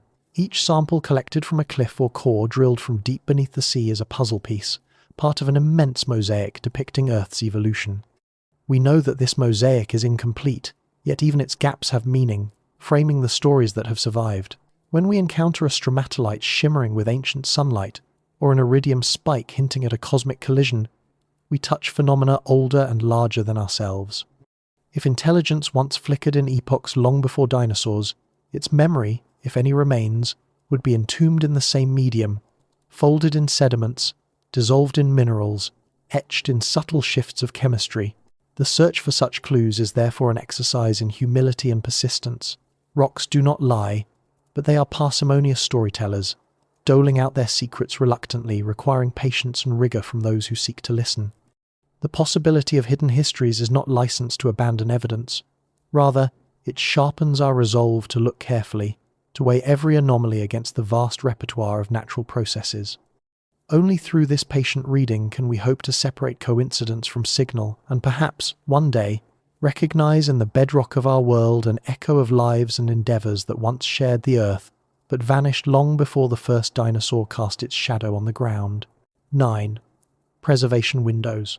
When we wonder whether any sign of a civilization older than the dinosaurs could have endured, the question quickly turns from imagination to geology. Preservation is the gatekeeper between the past and the present. Without the right conditions, even the grandest achievements of life, let alone fragile tools or dwellings, dissolve into nothingness. Fossils, mineral veins, and subtle chemical signatures all depend on windows of preservation, rare alignments of environment, chemistry, and chance that freeze a moment in time and protect it from the ceaseless churn of the planet. Understanding where and how these windows open is essential to judging whether traces of something extraordinary might linger from worlds that existed hundreds of millions of years before our own. Most of Earth's surface is hostile to long-term preservation. Rain, wind, and temperature swings break down rock into sediment, while rivers and glaciers sweep debris away. Organisms decay quickly. Scavengers, bacteria, and fungi recycle tissues back into the ecosystem. Even bones or shells, though tougher, fragment and dissolve unless buried soon after death. For human artifacts, the odds are even slimmer. Metals corrode, wood rots, and stone erodes, often within mere millennia if left exposed. To outlast entire geological eras, materials must find shelter almost immediately, sealed off from destructive forces. The rarity of such shelter explains why even the richest fossil beds represent tiny fractions of ancient life, not complete archives. One of the most favorable settings for preservation is fine-grained sediment in calm water. Lakes, lagoons, and quiet seafloors accumulate mud that gently enfolds remains, limiting oxygen and slowing decay. Some of the world's most celebrated fossil sites, such as the Burgess Shale and the Solnhofen limestone, owe their treasures to these tranquil environments. Their strata contain impressions of soft tissues, skin, feathers, even internal organs that normally vanish without trace. These same conditions could, in theory, entomb non-biological objects, although their survival would still depend on resistance to chemical alteration. A copper ornament or carved stone dropped into an anoxic basin might persist far longer than if left on a windswept plain. Amber offers another window, though a narrow one. Sticky resin from ancient trees occasionally trapped insects, pollen, and tiny vertebrates, preserving them in exquisite detail. Over millions of years, the resin hardened into amber, sealing its captives away from air and microbes. While amber's age rarely exceeds a few 100 million years, it shows how organic substances can become time capsules. If a civilization had developed organic composites or delicate fabrics in the Paleozoic, the odds of them surviving inside amber are vanishingly small, yet the principle remains. Preservation thrives where nature creates a barrier between fragile matter and the agents of decay. Caves and karst systems form another class of refuges. Their stable temperatures and limited air movement slow deterioration, while mineral-rich water may encase objects in calcite, forming protective crusts. Stalactites and stalagmites grow over centuries, sometimes engulfing bones or artifacts. In younger contexts, caves have safeguarded Paleolithic art and even footprints. Over immense spans, however, tectonic shifts, flooding, or chemical weathering can erase these sanctuaries, leaving only isolated pockets where conditions happen to remain constant. A network of caverns existing in some Paleozoic limestone could, in principle, have harboured traces of an intelligent species, but their survival would depend on remaining sealed from upheaval since their formation. Permafrost and tar seeps illustrate how unusual chemistry can suspend decay. Frozen soils preserve mammoth carcasses with hair and stomach contents intact, while tar pits trap and mummify bones in sticky hydrocarbons. Yet these environments are transient on geological scales. Ice sheets advance and retreat, petroleum seeps migrate or dry up. They remind us that stability is fleeting, and that only environments locked away from surface processes stand a chance of archiving deep time. Equally important is the fate of material after burial. Lithification, the transformation of sediment into rock, can stabilize remains, but it also subjects them to pressure, heat, and chemical exchange. Over millions of years, organic matter may be replaced by minerals, creating durable fossils. Shells can recrystallize, wood can petrify, as silica fills its cells. Even so, metamorphism or subduction can obliterate records entirely, converting fossils to marble or dragging them into the mantle. For traces of a civilization, the threshold of destruction is likely lower than for robust biological hard parts. Ceramics or carved stone might endure modest heating, but metals would oxidize, and complex compounds would break down into unrecognizable forms. Preservation is not just about protecting individual objects, it is about safeguarding context. Archaeologists depend on spatial relationships, the alignment of artifacts, sediments, and organic remains to reconstruct meaning. Geological processes tend to scramble such order, dispersing fragments or mixing them with unrelated material. Floods, earthquakes, and burrowing animals churn sediments, while tectonics tilt and fold strata. Even if a shard of something artificial survived, proving its provenance would be challenging without surrounding evidence to anchor it in a clear narrative. Certain depositional environments offer especially long-lasting stability. Deep marine sediments, accumulating slowly on the abyssal plains, are less disturbed than continental shelves or river deltas. Their cold, dark waters inhibit biological activity, allowing fine particles to settle undisturbed. Cores extracted from ocean basins contain unbroken sequences, stretching back many millions of years, recording climate cycles, volcanic eruptions, and biological productivity. Yet these settings also lie far from where terrestrial civilizations would likely thrive. For a technological species to leave a signal in such sediments, its impact would need to be global, altering chemistry, or distributing particulates rather than leaving discrete structures. Glacial deposits and volcanic ash layers sometimes act as temporal anchors, Ash can blanket landscapes, entombing plants and animals while providing datable horizons. Glaciers grind and bury material, preserving pollen, insects, or small vertebrates in their frozen layers. But like permafrost, glaciers are ephemeral, and ash beds may later weather or be buried by younger sediments. Still, they demonstrate that sudden, catastrophic burial increases the odds of preservation, whether the subject is a tree or a tool.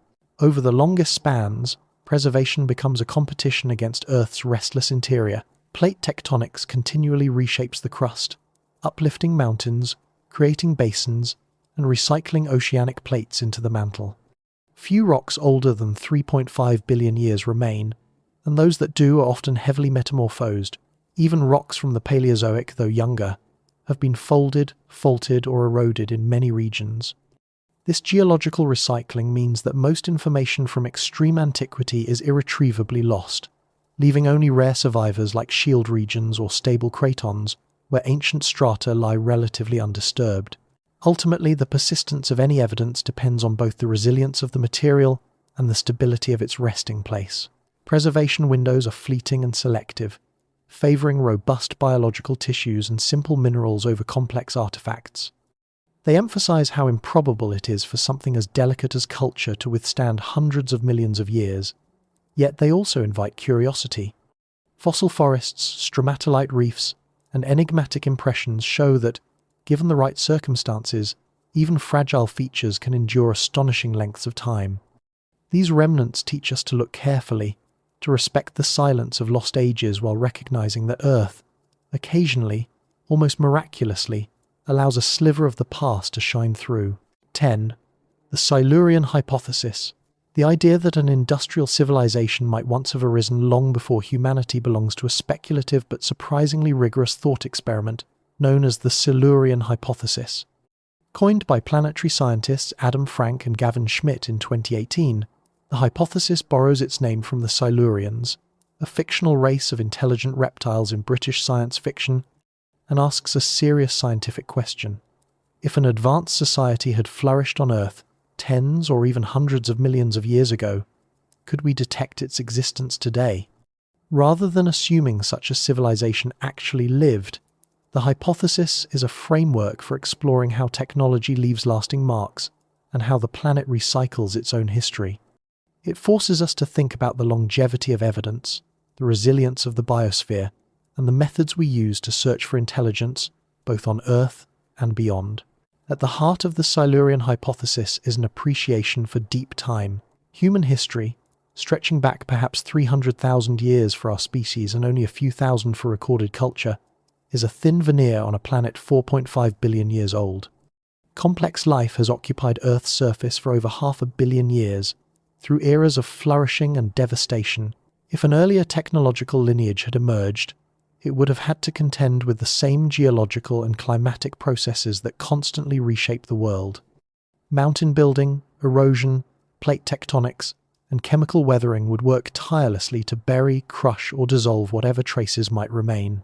Frank and Schmidt argue that after several million years, nearly all surface structures, even massive ones, would be erased, leaving behind only the most stubborn or diffuse signals. The hypothesis draws attention to what scientists call technosignatures, physical or chemical indicators of technology. On Earth, these include materials and alterations we associate with modern industry: plastics, concrete, synthetic compounds, unusual isotopic ratios from nuclear reactions, and large-scale modifications of carbon or nitrogen cycles. In the far future, geologists examining our own time might detect a sharp layer rich in microplastics, fly ash, and elevated greenhouse gases, an unmistakable imprint of industrial activity known as the Anthropocene signal. Frank and Schmidt asked whether something analogous could lurk within older strata, disguised as a natural anomaly because we have not considered its artificial origin. One line of inquiry is geochemistry. Industrial processes release distinctive ratios of stable isotopes, such as carbon-13 versus carbon-12, or produce synthetic molecules unknown in pre-technological contexts. A sudden spike in carbon isotopes, coupled with unusual sedimentary chemistry, might indicate massive burning of organic material or synthetic production on a planetary scale. However, Nature is also adept at producing large perturbations. Massive volcanism, methane clathrate release, or asteroid impacts can mimic industrial signatures, making it difficult to attribute anomalies to intelligence without corroborating evidence. The Permian-Triassic extinction, for example, shows extreme carbon shifts likely caused by volcanic outgassing. No one suggests it was engineered, but its magnitude demonstrates how dramatic natural forces can be. Another potential clue lies in sedimentary rates and composition. Human activity moves enormous amounts of sediment through mining, construction, and agriculture, redistributing minerals at volumes rivaling natural processes. If a prehistoric civilization reshaped landscapes on a similar scale, it could leave distinctive erosion or deposition patterns. Yet over hundreds of millions of years, such markers would blur as new sediments accumulated and old ones were compacted or metamorphosed. Detecting them would require cores from undisturbed basins, examined for subtle departures from expected grain size, mineral content, or layering. The Silurian hypothesis also considers energy residues. A species exploiting fossil fuels or inventing nuclear power would alter planetary energy budgets and radiation chemistry. Nuclear reactors and weapons create long-lived isotopes, some persisting for billions of years, though at trace concentrations. If distributed widely, they might endure in stable geological formations. Similarly, extensive fossil fuel combustion could inject carbon dioxide and methane, driving climatic warming and leaving carbon isotope anomalies, just as our current emissions will likely be visible to distant future geologists. But disentangling such signals from natural carbon cycle disruptions is challenging, as Earth's history includes many abrupt greenhouse events.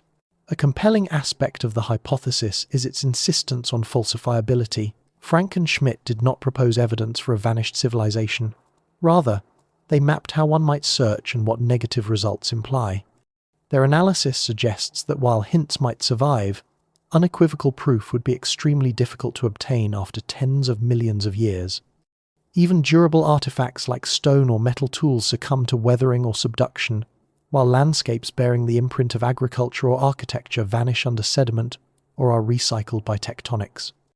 Only global-scale chemical alterations stand a realistic chance of persisting, and even then, interpretation remains open. The Silurian hypothesis also invites reflection on our own impermanence. If modern industries ceased tomorrow, how long would our works endure? Studies of urban decay show that within a few centuries, vegetation and water infiltrate abandoned buildings, rust corrodes steel, and concrete fractures. After tens of thousands of years, glaciers or deserts could scour city sites clean. After millions, only subtle traces, perhaps a mineralized fragment of plastic or an odd isotopic layer, might hint at our passage. The thought experiment thus doubles as a cautionary tale. If we hope to be remembered beyond the next geological cycle, we must understand how little of the present is guaranteed survival. Beyond Earth, the hypothesis broadens the search for intelligence to include planets where erosion, volcanism, or weather might similarly obscure evidence. If another world once hosted a civilization but later underwent resurfacing or climate chaos, its remains could be as difficult to find as those of any Silurian precursors here. Mars and Venus offer examples. Mars retains ancient landscapes that could hide subtle artifacts, while Venus's intense volcanism likely erased much of its early record. Recognizing this encourages us to refine detection methods, emphasizing global chemistry and high-resolution imaging rather than just hunting for intact ruins. Critics sometimes dismiss the Silurian hypothesis as fanciful, but its strength lies in its restraint. It does not assert that pre-human civilizations existed, it asks how we would know if they had. By outlining what signatures to expect and how they might mimic or diverge from natural processes, it frames an empirical question about evidence and preservation. It also underscores a humbling truth. Earth's surface is a restless palimpsest, rewriting itself so thoroughly that only rare pockets retain stories from the distant past. The further back we look, the more fragmentary those stories become, until speculation fills the gaps left by erasure. Considering the hypothesis ultimately deepens our appreciation for the delicate interplay between technology, environment, and time. It challenges us to treat geological records not just as chronicles of climate and biology, but as potential repositories of intelligence, however faint. Whether or not any such intelligence ever existed in the Paleozoic or earlier, The exercise illuminates the scale of transformation required to preserve a civilization's memory across hundreds of millions of years. It suggests that our own Anthropocene signal, though striking to us, may dissolve into ambiguity for whoever or whatever studies Earth in a far-flung future. In that sense, the Silurian hypothesis is less about mythical reptiles and more about our responsibility to grasp the fleeting nature of legacy in a world that is always in the process of forgetting. 11. Searching Earth's rocks. The quest to determine whether any evidence of civilizations predating the dinosaurs might exist inevitably brings us back to the stones beneath our feet. Rocks are not inert backdrops. They are living archives, slowly written by water, wind, pressure, and heat, and sometimes by the activities of living organisms. To search Earth's rocks for traces of something extraordinary is to engage in a patient dialogue with a medium that conceals as much as it reveals. The discipline combines field observation, analytical chemistry, stratigraphy, and sometimes a dose of creative imagination tempered by rigorous skepticism. Every outcrop, cliff face, and drill core offers potential clues, but also a host of challenges imposed by time, geology, and the sheer improbability of finding anything so specific as an imprint of intelligence from hundreds of millions of years ago. Exploring the planet's rocky record begins with mapping and sampling. Geologists identify formations that have remained relatively undisturbed for long intervals. Stable cratons, deep sedimentary basins, or continental shelves where deposition outpaced erosion. They document the layering, grain size, and mineral content, noting any abrupt boundaries that may signify changes in climate, sea level, or catastrophic events. In these layers lie the quiet remnants of ecosystems, from trilobite-rich limestones to shales containing microscopic spores and algal films. If a civilization had altered its environment on a large scale, perhaps through mining, agriculture, or combustion, subtle disturbances might linger in the arrangement or chemistry of these strata. But isolating such disturbances from natural variation requires a meticulous understanding of how sediments form and how they can be altered after burial. Geochemical analysis adds another dimension to the investigation. Sophisticated instruments measure the proportions of stable isotopes, trace elements, and organic molecules within rocks, painting a picture of ancient atmospheres, oceans, and biological productivity.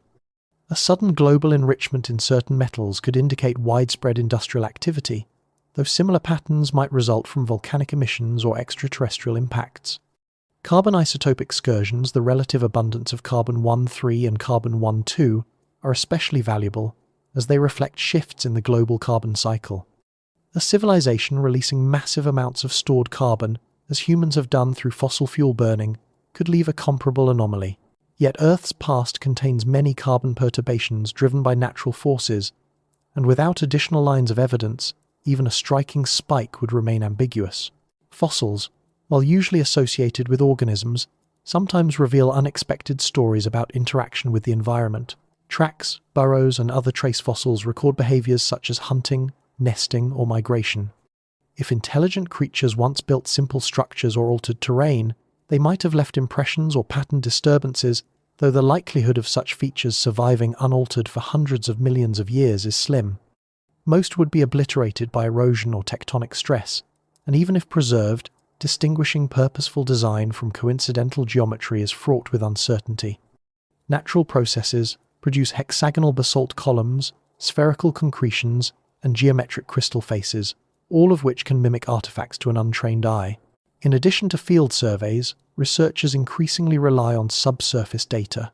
Drill cores from ocean floors and continental margins capture sediments deposited over vast spans of time. These cylindrical records allow scientists to study layers inaccessible at the surface, revealing uninterrupted sequences stretching tens of millions of years. Cores are examined for microfossils, chemical composition, magnetic orientation, and any odd inclusions. A tiny fragment of worked stone or an unfamiliar alloy embedded deep within an undisturbed layer would provoke intense scrutiny, though so far, nothing of the sort has been credibly documented. Most anomalies encountered in cores turn out to be natural pebbles transported by icebergs, particles from meteorites, or bits of drilling equipment. Remote sensing expands the scope of the search. Satellite imagery and airborne surveys can detect subtle variations in rock density magnetism, or surface texture, highlighting features obscured by vegetation or soil. In archaeology, such techniques have revealed buried cities and roads only a few thousand years old. In geology, they help trace faults, igneous intrusions, and ancient river channels. While promising, these methods face limits when applied to timescales measured in hundreds of millions of years. Uplift, subsidence, and metamorphism scramble original layouts, and erosion may strip away kilometers of overlying rock, destroying or exposing whatever lay beneath.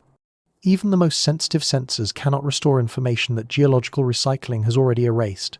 Another frontier lies in the study of chemical residues known as biomarkers.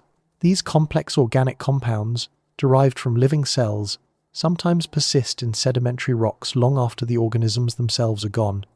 Certain biomarkers are associated with particular metabolisms, such as methane production or photosynthesis, and can indicate the presence of specific life forms or environmental conditions.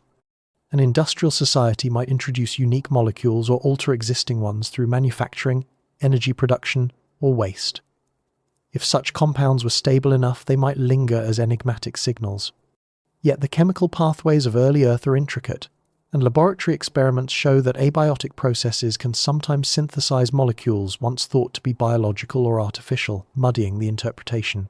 The immense difficulty of this search invites comparison with astrobiology, where scientists seek signs of life or technology on other worlds. Just as we study Martian sediments for microscopic fossils, or examine exoplanet atmospheres for traces of industrial pollutants, so too we must look at our own planet with instruments tuned to detect the faintest whisper of intentionality. The difference is that Earth is not a pristine laboratory. It is a dynamic system that destroys, recycles, and conceals. Our task is less like uncovering an untouched ruin, and more like reconstructing a poem whose pages have been scattered, burned, and rewritten over billions of years. Skepticism remains an essential companion in this work. Extraordinary claims require extraordinary evidence, and nature is adept at producing shapes, patterns, and chemical outliers that can tempt us into seeing agency where there is none. The history of science includes many cautionary tales, supposed tools later revealed as erosion products, enigmatic engravings shown to be mineral veins, or fossilized machinery debunked as concretions. Keeping curiosity alive while resisting premature conclusions is crucial. Any claim of pre-human civilization would demand converging lines of proof, chemical, structural, and contextual, so robust that alternative explanations would be far less plausible. Ultimately, searching Earth's rocks for hints of ancient intelligence is as much about understanding our planet's processes as it is about chasing a mystery. Every drill core, thin section, and isotope graph teaches us how Earth remembers and forgets. Even if we never find unambiguous signs of a civilization predating the dinosaurs, the effort enriches our comprehension of sedimentation, climate change, mass extinctions, and the resilience of life. It also casts our own species in a new light. We see how fragile our legacy may be, how easily cities, languages, and even the evidence of our existence could vanish given enough time and tectonic upheaval.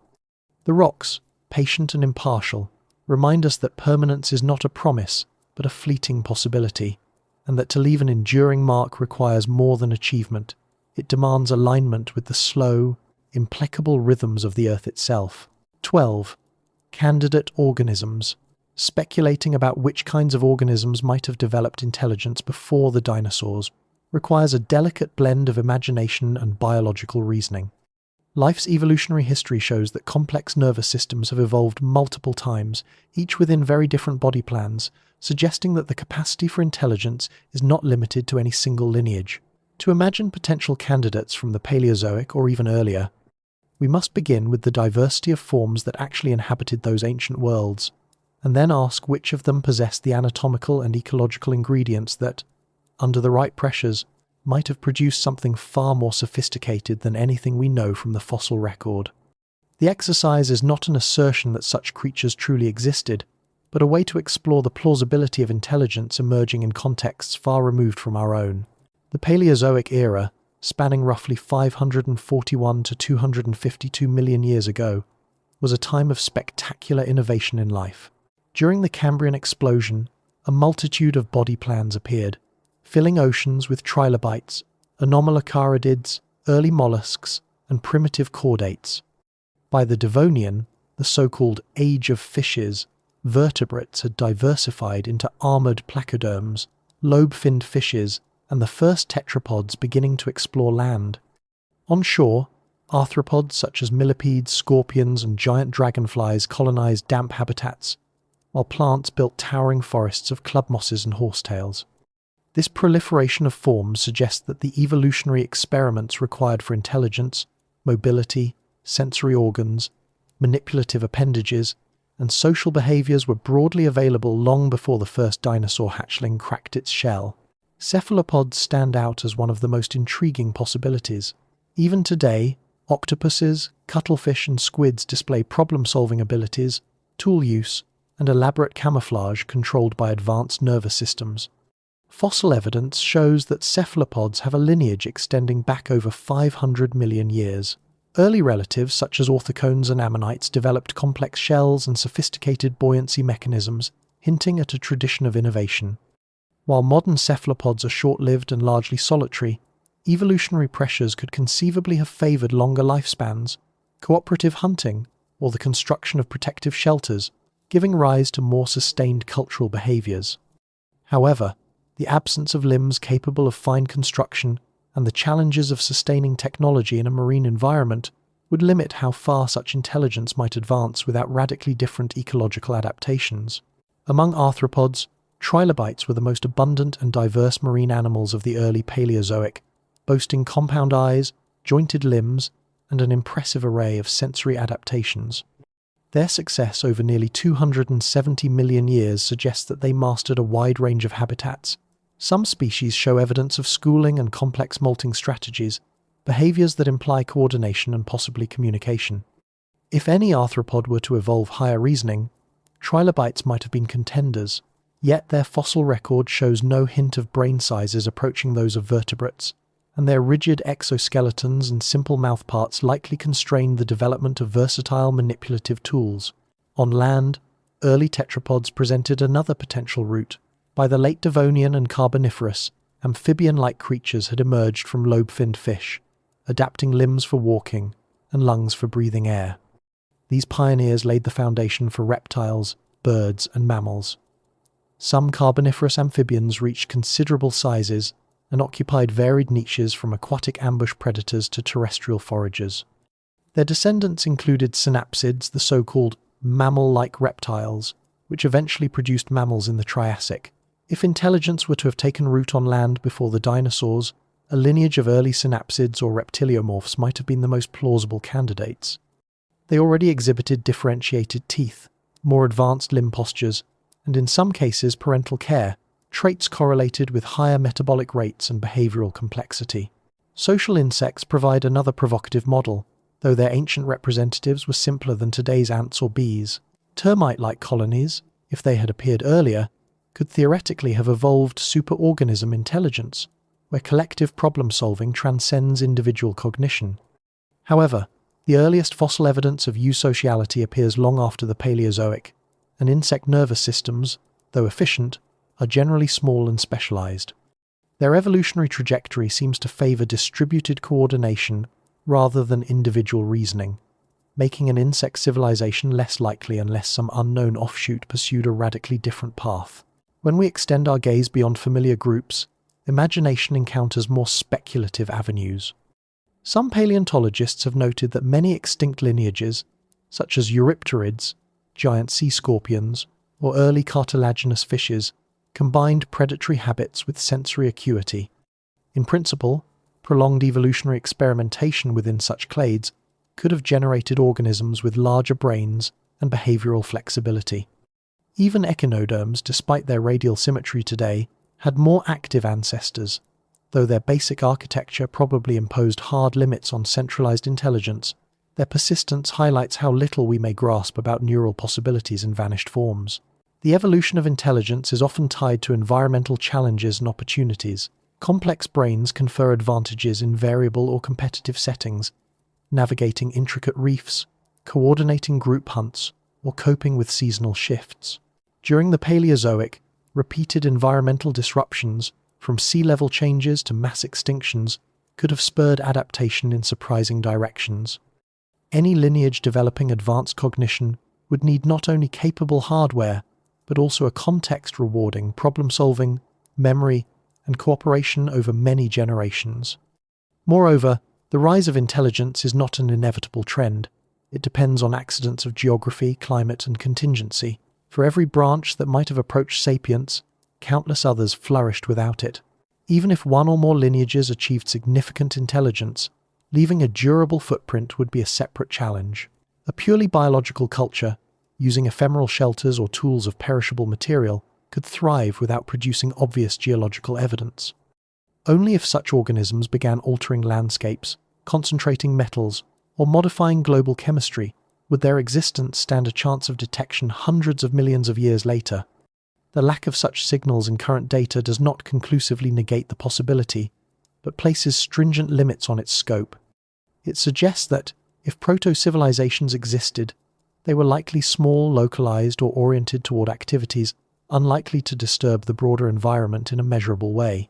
Considering candidate organisms also reframes our understanding of intelligence itself.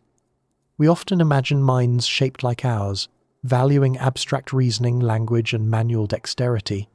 Yet octopuses teach us that problem-solving can thrive in short-lived solitary animals, while corvids and cetaceans show that social structures and play can nurture creativity.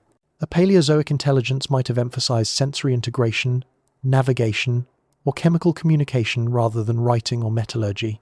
Its legacy, if any, might resemble a shift in ecological patterns, a sudden appearance of novel burrow architectures, or a curious alignment of shells on an ancient seabed, subtle signs of agency masked as oddities of natural history. Speculating about ancient intelligences is not an exercise in wishful thinking, but a reminder of the immense range of life's experiments. Earth has produced neurons, eyes, and grasping limbs repeatedly, each time opening doors to more elaborate behaviors. That none of these pathways, as far as we know, crossed the threshold to a civilization before the dinosaurs may reflect luck, harsh planetary resets, or simply the rarity of conditions fostering sustained cultural growth. It also underscores how remarkable our own story is, forged from an improbable chain of survival stretching back through mass extinctions to the first cells.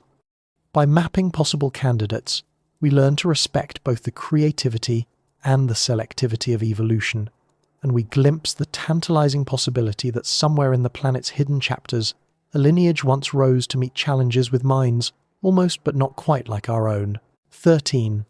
Hypothetical cultures and tech. Imagining the cultures and technologies that might have arisen if intelligent beings evolved long before the dinosaurs is an exercise in stretching the limits of plausibility while remaining tethered to what we know about biology, geology, and physics. Any such civilization would have been shaped by the physical constraints of its body plan, the resources available in its environment, and the overarching rhythms of the Paleozoic Earth. Unlike human societies which develop tools with hands, vision adapted to daylight, and brains honed by social communication, an ancient lineage could have approached problem-solving from radically different starting points, producing material cultures that we might find almost unrecognizable. To think seriously about these possibilities is to explore not just how intelligence might express itself, but also how fragile its traces could be over spans of hundreds of millions of years. A first consideration is the nature of technology itself. Our tendency is to equate technology with metals, engines, and circuitry. Yet technology, in its broadest sense, means any systematic manipulation of the environment to achieve a goal. An organism with sensitive tentacles or dexterous claws might have developed weaving, binding, or carving skills without ever discovering metallurgy.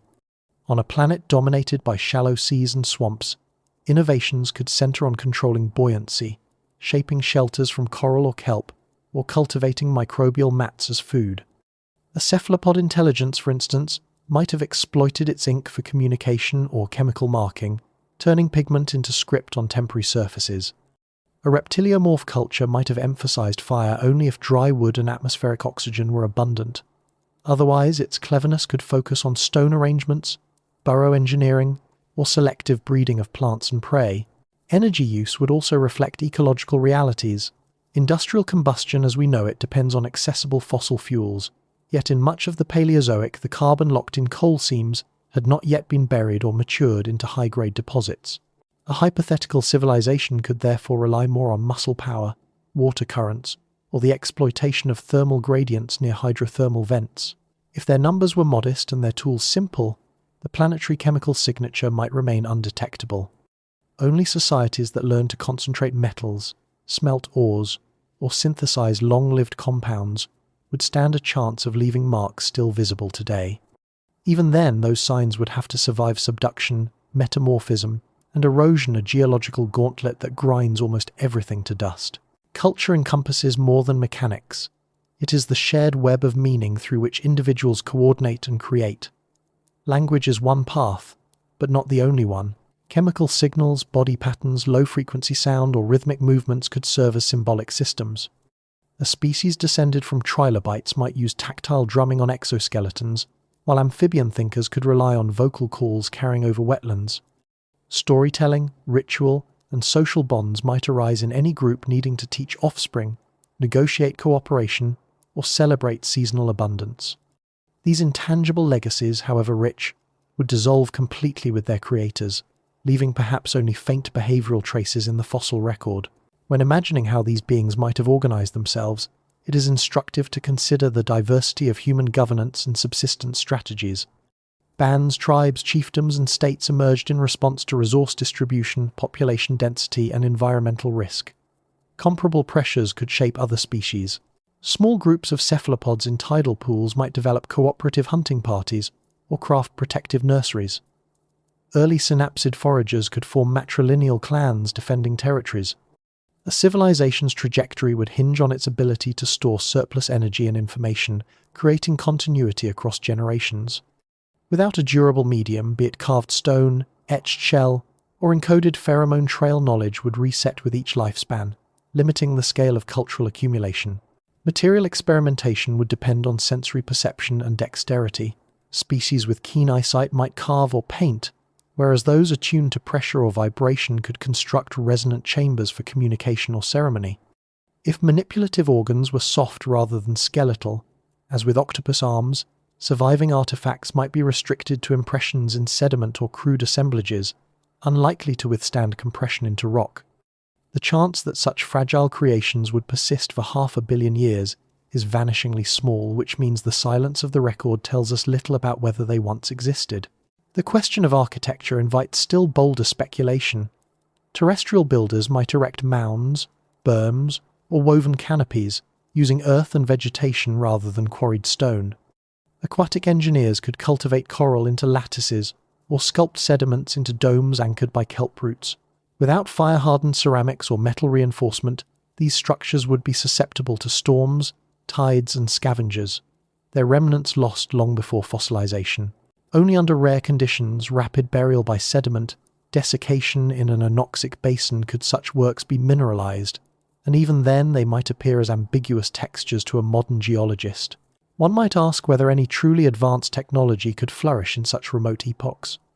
Mathematics and abstract reasoning might evolve wherever pattern recognition offers survival value, but transforming them into mechanical devices or astronomical observatories requires stability, resources, and social continuity. The late Paleozoic was punctuated by environmental volatility, glaciations, fluctuating seas, and the devastating end Permian extinction. A society reaching toward complexity could be repeatedly reset by catastrophe, its achievements erased except for subtle perturbations in sediment chemistry. Even if tools reached the sophistication of gears or optics, the relentless turnover of Earth's crust would eventually scatter their components beyond recognition. Another layer of difficulty lies in our own preconceptions. We tend to look for echoes of ourselves, straight edges, regular grids, or alloys reminiscent of bronze and iron. But intelligence might pursue aesthetics and efficiencies alien to human norms. Designs inspired by fractals, spirals, or fluid dynamics could blend so seamlessly with natural formations that we would overlook them entirely. A culture based on bioengineered organisms, for instance, might craft living sculptures or symbiotic machines whose fossils would be indistinguishable from ordinary shells or fronds. Detecting such ingenuity would require not just sharper instruments, but new interpretive frameworks that consider agency in unfamiliar guises. Reflecting on hypothetical cultures and technologies from before the dinosaurs ultimately highlights the precariousness of our own imprint on the planet. Even with global cities, satellites, and atomic reactors, much of what we create is fragile on geological scales. Concrete crumbles, steel rusts, polymers photodegrade, and electronics corrode. 100 million years hence, the enduring evidence of humanity may be little more than altered isotope ratios, a few stubborn alloys, and peculiar fossils formed when our debris became entombed in mud. If that is the fate awaiting us, how much more easily could a tentative intelligence from the Devonian or Carboniferous have vanished, leaving at best a whisper in the rocks? To ponder their possible cultures is to be reminded that civilization, however mighty it seems, is a temporary arrangement against the backdrop of deep time, a spark flaring briefly before the planet reclaims its surface and begins again. 14. Extinction events. Across the sweep of Earth's history, life has never followed a smooth, uninterrupted trajectory. Evolutionary progress is punctuated by crises, sudden and sometimes devastating interruptions that erase lineages and clear ecological space for the survivors. These mass extinctions and smaller die-offs have shaped the entire narrative of biology, and they loom especially large when we imagine the possibility of civilizations that might have flourished before the dinosaurs. Any hypothetical intelligence arising in deep time would have faced not only the challenges of inventing culture and technology, but also the unpredictable violence of planetary change. Understanding extinction events provides a necessary context for speculation, showing how fragile complex life can be and how easily its achievements might disappear without leaving an obvious trace. During the Paleozoic, several significant extinctions rearranged the biosphere. The first major crisis, at the end of the Ordovician about 443 million years ago, coincided with a sharp global cooling followed by rapid warming as glaciers waxed and waned. Roughly 85% of marine species vanished, including many trilobites, brachiopods, and graptolites. The victims were almost entirely oceanic, because terrestrial ecosystems were still in their infancy, but the event demonstrates how quickly climatic oscillations can overturn a thriving biosphere. Any early intelligence restricted to shallow seas or coastal shelves would have faced abrupt habitat loss and cascading food web collapse. Roughly 372 and 359 million years ago, a protracted series of crises struck near the end of the Devonian. The causes remain debated. Pulses of anoxia in the oceans, volcanism, and the spread of deep-rooted plants that altered nutrient cycles may all have contributed. Reef builders such as stromatoporoids declined, many fish clades dwindled, and entire communities reorganized. For a developing civilization, perhaps an amphibian lineage or an experimental arthropod, the Devonian turmoil would have been a formidable obstacle. Cultural continuity demands stable populations and predictable resources, both of which would have been threatened by a world in flux.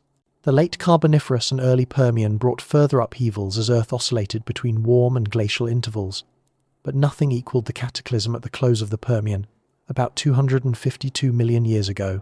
Known as the Great Dying, this was the most severe extinction in the geological record, eliminating around 90% of marine species and 70% of terrestrial vertebrates. Siberian flood basalt spewed immense volumes of lava and gas, poisoning the atmosphere, acidifying the oceans, and triggering runaway greenhouse conditions. Entire forests withered, coral reefs disappeared, many insect families perished. Any lineage that had climbed toward intelligence by that time would have faced near total annihilation. Even robust cultural traditions or technological ingenuity could not withstand the obliteration of habitats on a global scale. Extinction events do more than destroy. They also reset the evolutionary stage, opening niches for novel experiments. After the Ordovician crisis, corals and new brachiopods diversified. Post-Devonian seas fostered bony fishes and the ancestors of modern sharks. In the aftermath of the Permian, archosaurs and synapsids radiated into vacant landscapes, setting the scene for dinosaurs and, much later, mammals. From this perspective, mass extinctions are double-edged. They can erase promising lines, including hypothetical civilizations, yet they also sow the seeds for future adaptive radiations. The history of life is thus not a steady march, but a series of precarious ascents repeatedly pruned by catastrophe. Smaller, More localized die-offs likewise influence the chances for intelligence to persist. Regional droughts, toxic algal blooms, and sudden sedimentary events can decimate populations without altering global diversity charts. For a society limited in range, perhaps an aquatic culture, inhabiting a few estuaries, such local disasters could be terminal. Unlike humans, who developed agriculture, storage, and migration strategies, an early civilization might lack the capacity to buffer environmental shocks. Without large-scale mobility or resilient infrastructure, even modest climatic shifts could unravel generations of accumulated knowledge. Geological processes compound these biological hazards by erasing the evidence of past worlds. Erosion grinds away exposed surfaces, while subduction drags entire continents into Earth's mantle. Sedimentary layers tilt, fold, and metamorphose, blurring whatever fragile signs and intelligence might leave behind. The further back we look, the greater the chance that clues were not merely destroyed by extinction but physically recycled into new rock. This taphonomic filter means that absence of evidence is never firm evidence of absence, especially when we consider events hundreds of millions of years removed from today. When we compare these ancient crises with more recent episodes, we see a repeating theme. Life rebounds, but its composition changes irrevocably. The end Cretaceous asteroid, which extinguished the non-avian dinosaurs 66 million years ago, opened the door for mammals to dominate. Earlier upheavals did the same for different groups. Each transition underscores how improbable uninterrupted progress really island. For a species to rise from rudimentary tool use to enduring civilization, it must weather not just its own evolutionary hurdles but also the volatile rhythms of a restless planet. Contemplating extinction events also sharpens our appreciation for how slender our own security may be. Humanity's achievements from art to engineering are recent sparks against the immense darkness of time. A supervolcanic eruption, global pandemic, or long winter, triggered by an asteroid could undo centuries of culture in a heartbeat. The geological record, with its abrupt boundaries and vanished ecologies, is a sober reminder that intelligence offers no immunity from planetary upheaval. Survival requires foresight, adaptability, and sometimes sheer luck, qualities any past civilization would likewise have needed. Perhaps most sobering is the possibility that several promising lineages might have approached cultural sophistication only to be snuffed out before leaving durable marks. Their stories, if they existed, are entombed not as ruins or inscriptions but as subtle perturbations in biodiversity curves or chemical signatures. To search for them is to read between the lines of mass mortality, to imagine sparks of thought extinguished before they could blaze brightly enough to resist deep time. Extinction events are thus not only biological thresholds, they are narrative erasers, wiping potential histories from the slate of the Earth. Seen through this lens, the silence of the rocks may be less a verdict against ancient intelligence than testimony to the harsh selectivity of survival. Life's path is crooked and fragile, repeatedly narrowed by crises that few species endure. Our own tenure is no guarantee of permanence. By studying the extinctions that bookend geological eras, we gain humility about the resilience required to transcend them and perspective on how rare and precious a long-lived civilization might truly be. 15. Why no artifacts? When we peer into the fossil record and the geological archives, one of the most immediate objections to the idea of civilizations before the dinosaurs is the sheer absence of anything that looks like an artifact. Across hundreds of millions of years of sediment, no chiseled monument, no shard of pottery, no unmistakable machine part has surfaced from layers older than the oldest reptiles. This silence can feel conclusive, yet to assess it honestly we need to understand how profoundly time conspires against the preservation of complex creations. The disappearance of potential artifacts is not surprising when we consider the processes that govern decay, burial, and recycling within Earth's crust. Even the achievements of modern humanity, spectacular though they are, will eventually succumb to the same remorseless chemistry and tectonics that have erased the bulk of our planet's earlier history. The first enemy of artifacts is simple physical decay. Materials we associate with permanence, wood, bone, textiles, leather, begin to break down as soon as they are exposed to air, moisture, or microbial attack. Without rapid burial in an oxygen-poor environment, organic matter rarely lasts more than a few thousand years, let alone hundreds of millions. Even metals, which seem sturdy in our daily experience, corrode relentlessly. Iron rusts to powder, copper acquires a brittle green crust, and most alloys eventually crumble when assaulted by water, salts, and acids. Glass weathers into cloudy flakes. Ceramics, though tough, fracture and erode, their shards dispersing until they resemble natural gravel. Only under exceptional conditions, deep freeze, arid caves, anoxic lake bottoms, can delicate items endure for geologically meaningful spans, and those environments are exceedingly rare. Next comes the ceaseless churn of the planet's surface. Erosion strips away layers, transporting fragments to rivers, beaches, and ocean floors, grinding them smaller with every journey. Sediments are compacted into stone, then uplifted or subducted, crushed by pressure or baked by heat, until their original structures are obliterated. After a few tens of millions of years, most surface deposits are either recycled into new rock or scattered so widely that they blend with the background matrix. Even if a pre-dinosaur culture had produced tools or dwellings of stone, their arrangement would likely be lost as plates drifted and mountains rose. Fossils themselves survive only because of specific burial circumstances. Artifacts would require the same luck, plus immunity to chemical alteration. Scale matters as well. Human civilization blankets the planet with roads, skyscrapers, pipelines, and satellites, yet our true geological footprint may be smaller than we imagine. Studies of long-term preservation suggest that only a thin scatter of human constructions might remain recognizable after 10 million years. Perhaps tunnels deep in stable rock, fragments of coastal concrete entombed by silt, or a few corrosion-resistant alloys. If this is the prognosis for a species with billions of members and global industry, the odds are far slimmer for any earlier intelligence that never attained our numbers or energy output. A modest population confined to estuaries or forests could thrive for millennia and still leave no lasting signature once its settlements rotted and its quarries refilled. Another obstacle lies in how we interpret ambiguous evidence. Geologists are trained to seek natural explanations first, and for good reason. Erosion, crystallization, and biological activity produce an astonishing variety of shapes. Concretions mimic sculpted spheres. Stromatolites form layered domes. Mineral veins resemble etched drawings. Without context, an object that looks artificial may be dismissed as an oddity of weathering or deposition.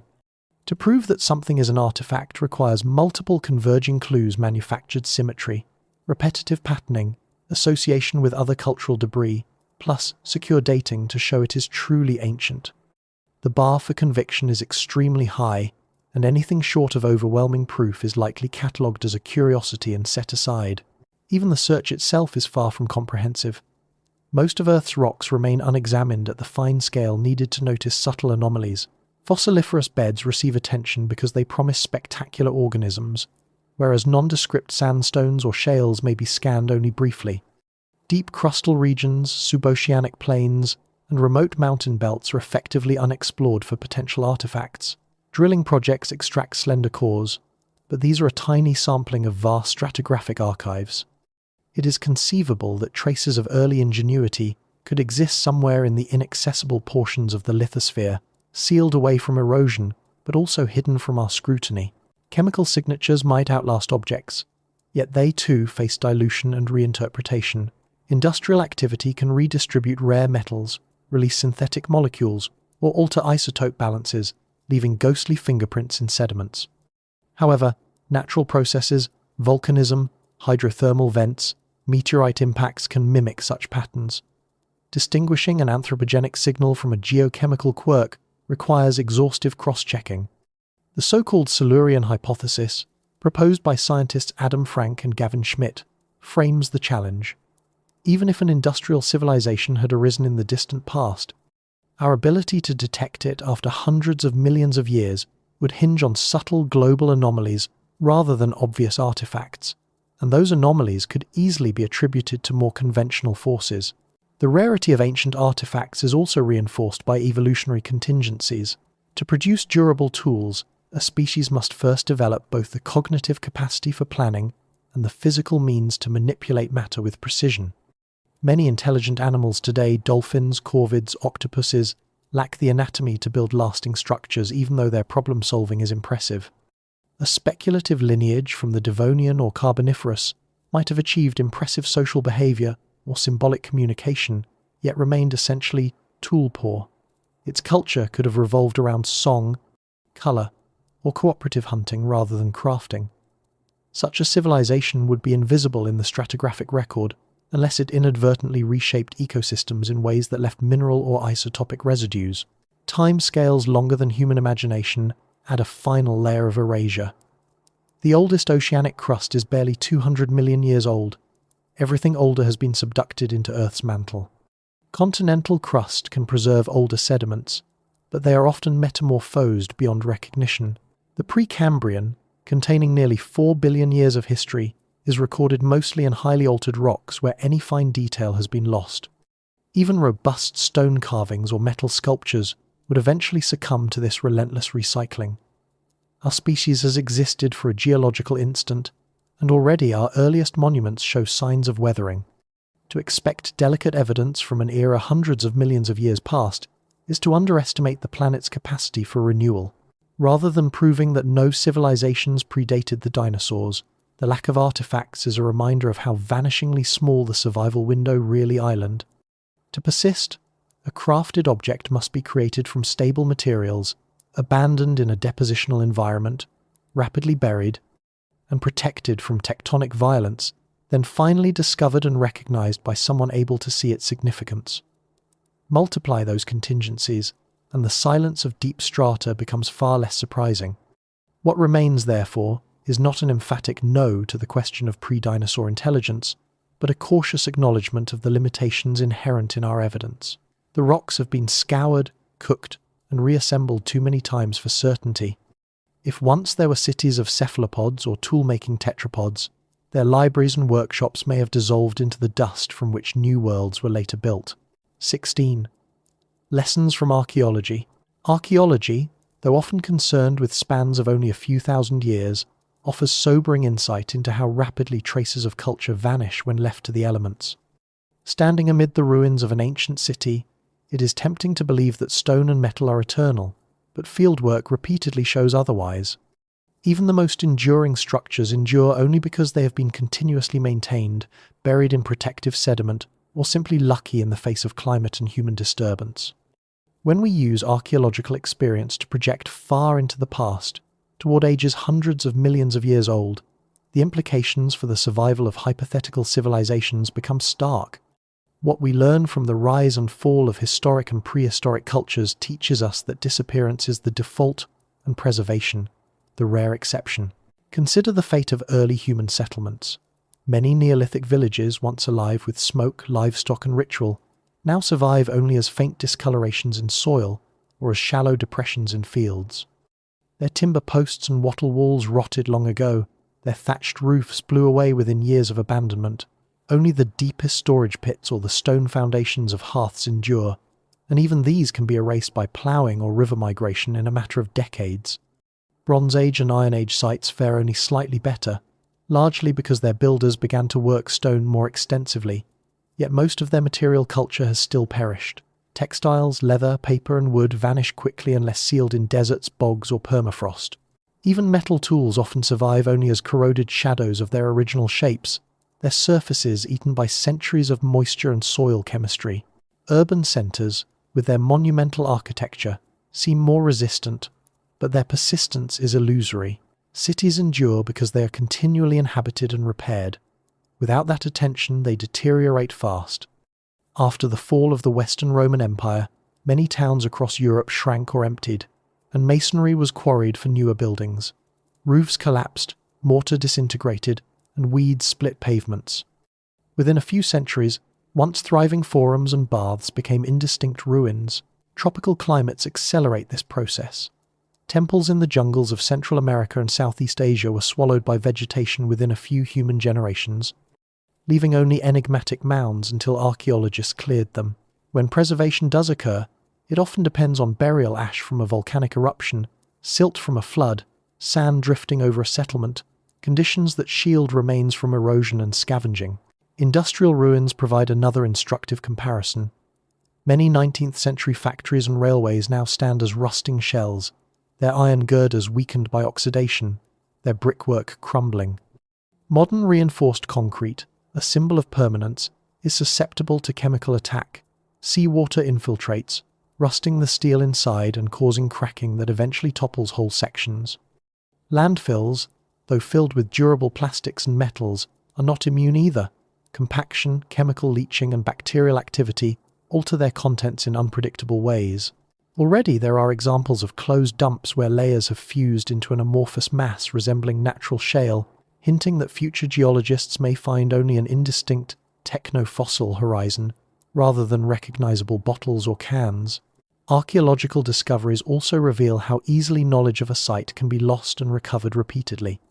Cities described in texts Troy, Knossos, Mohenjo-Daro were at times thought mythical because no visible trace remained. Only systematic excavation or accidental exposure brought them back into view. Even now, vast territories remain unsurveyed, and LIDAR or satellite imaging continues to uncover forgotten settlements beneath forests, deserts, or farmland. This suggests that even within the modest time frame of human history, most cultural evidence is hidden or destroyed, awaiting the rare conjunction of curiosity, technology, and preservation that allows rediscovery. The lesson grows sharper when we ask how long any evidence could persist without excavation. Studies of abandoned structures show that, depending on environment, complete collapse and burial can occur within a millennium or two. In temperate climates, roofs fail first, letting in water that accelerates decay, walls lean and crumble, vegetation roots pry apart stone. In deserts, sand gradually engulfs walls, while in wetlands, soft soils cause subsidence. After a few thousand years, an unmaintained building is usually reduced to rubble or dust. Scaling this observation up to geological spans reveals why expecting clear artifacts from eras predating dinosaurs is unrealistic. If a stone temple can dissolve into gravel in 10,000 years, what hope has a hypothetical city after 300 million, given erosion, metamorphism, and tectonic recycling? Even the written word, humanity's method of defying time, proves fragile. Papyrus, parchment, and paper rot swiftly outside controlled storage. Clay tablets, one of the hardiest media, survive mainly when baked accidentally by fire or intentionally by kilns. In many regions, entire literatures are lost because their manuscripts decayed or were repurposed. Without active copying, no library can withstand the assaults of moisture, pests, or conquest. If literacy arose before the age of reptiles, whatever texts were produced would almost certainly have perished, leaving at best subtle chemical hints in sediments or the occasional, highly altered scrap of engraving misread as a curious fossil. Archaeology also underscores the importance of scale and distribution in determining what survives. Societies that concentrated their energy in a single valley or island can vanish more completely than those whose works are spread widely. The Indus civilization, despite its vastness, disappeared from memory for millennia because its baked brick towns lay in a floodplain later reshaped by shifting rivers. By contrast, Egyptian monuments, built on arid plateaus and continuously celebrated, endured and informed later cultures. A speculative pre-dinosaur people confined to coasts or marshes might have left traces only where sedimentation conditions were favourable, and those deposits may now lie deep beneath seabeds or within metamorphosed strata. Perhaps the most profound takeaway from archaeology is humility about our own permanence. We assume that highways, skyscrapers and spacecraft secure our memory, yet without caretakers or record keepers their fate is bleak. After only a few thousand years, forests would reclaim suburbs, and deserts would sandblast statues.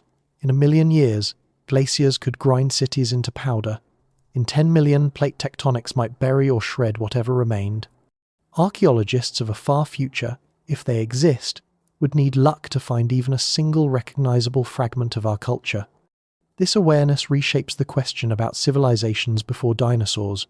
Not, why don't we see their artifacts? But how could any have survived long enough for us to notice? By studying how quickly the achievements of Mesopotamia, Egypt, Greece, the Maya, and countless unnamed societies fade without stewardship, we learn that the archaeological record is biased toward accidents of preservation. It is not that cultures rarely arise, but that most traces of them are erased. Extending this principle backward through deep time means acknowledging an enormous filter between possibility and discovery. Civilizations, if they ever existed in those remote ages, would have had to overcome staggering odds to leave even the faintest signal for us to find. The stone layers beneath our feet are a palimpsest written by erosion, sedimentation, and tectonics, and only the boldest, luckiest strokes endure. Archaeology teaches us to read those faint letters, but it also teaches us how much has been lost, and why the absence of artifacts tells us less about whether intelligent life once flourished than about the relentless forces that govern memory on a planetary scale. 17. Implications for astrobiology. Astrobiology, the scientific field dedicated to understanding life's potential across the universe, gains a profound dimension when we contemplate whether civilizations might have risen and fallen on Earth before the dinosaurs. The speculation is not merely an indulgence in imaginative history, it reframes how we think about the detectability and longevity of intelligence everywhere. If our own planet, rich in observers and equipped with laboratories, cannot easily prove or disprove the existence of prior cultures within its own strata, what does that suggest about our prospects for recognizing life beyond Earth, or even future archaeologists' ability to recognize ours? Grappling with the silence of deep time reveals lessons about technology, planetary evolution, and the cosmic search for company. One of the first insights concerns the durability of biosignatures compared with technosignatures. Biosignatures, the chemical and structural fingerprints left by living systems, are often subtle yet surprisingly persistent. Microbial mats fossilize into stromatolites, isotopic ratios of carbon betray photosynthesis, and organic molecules can be locked within mineral lattices for billions of years. These traces do not require intelligence. They arise from metabolism and replication, processes repeated countless times across a planet's surface. Technosignatures, by contrast, depend on concentrated effort, energy, and fragile arrangements of matter. A radio transmitter, an alloy, or an intricate machine may encode immense information, but its physical form is precarious. Without ongoing maintenance, decay is swift, and geological processes eventually erase every contour. If we cannot easily retrieve evidence of our own industry after a few tens of millions of years, the likelihood of detecting technology on worlds that are light years distant and may have lain fallow for eons becomes daunting. This challenge complicates how scientists interpret the so-called Great Silence.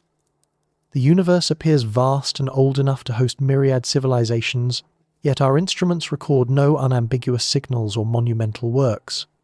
One explanation is that intelligent species are rare or short-lived, but another is that the evidence of their passing is inherently ephemeral, visible only during a brief technological phase. Earth's history implies that a society could thrive for hundreds of millennia and still leave almost nothing accessible after the churn of tectonics and erosion. For astrobiologists, this means that absence of proof, no glowing megastructures, no deliberate broadcasts, cannot be treated as definitive proof of absence. A planet could bear the scars of ancient intelligence in ways so muted that only deep drilling, advanced spectroscopy, or accident would reveal them.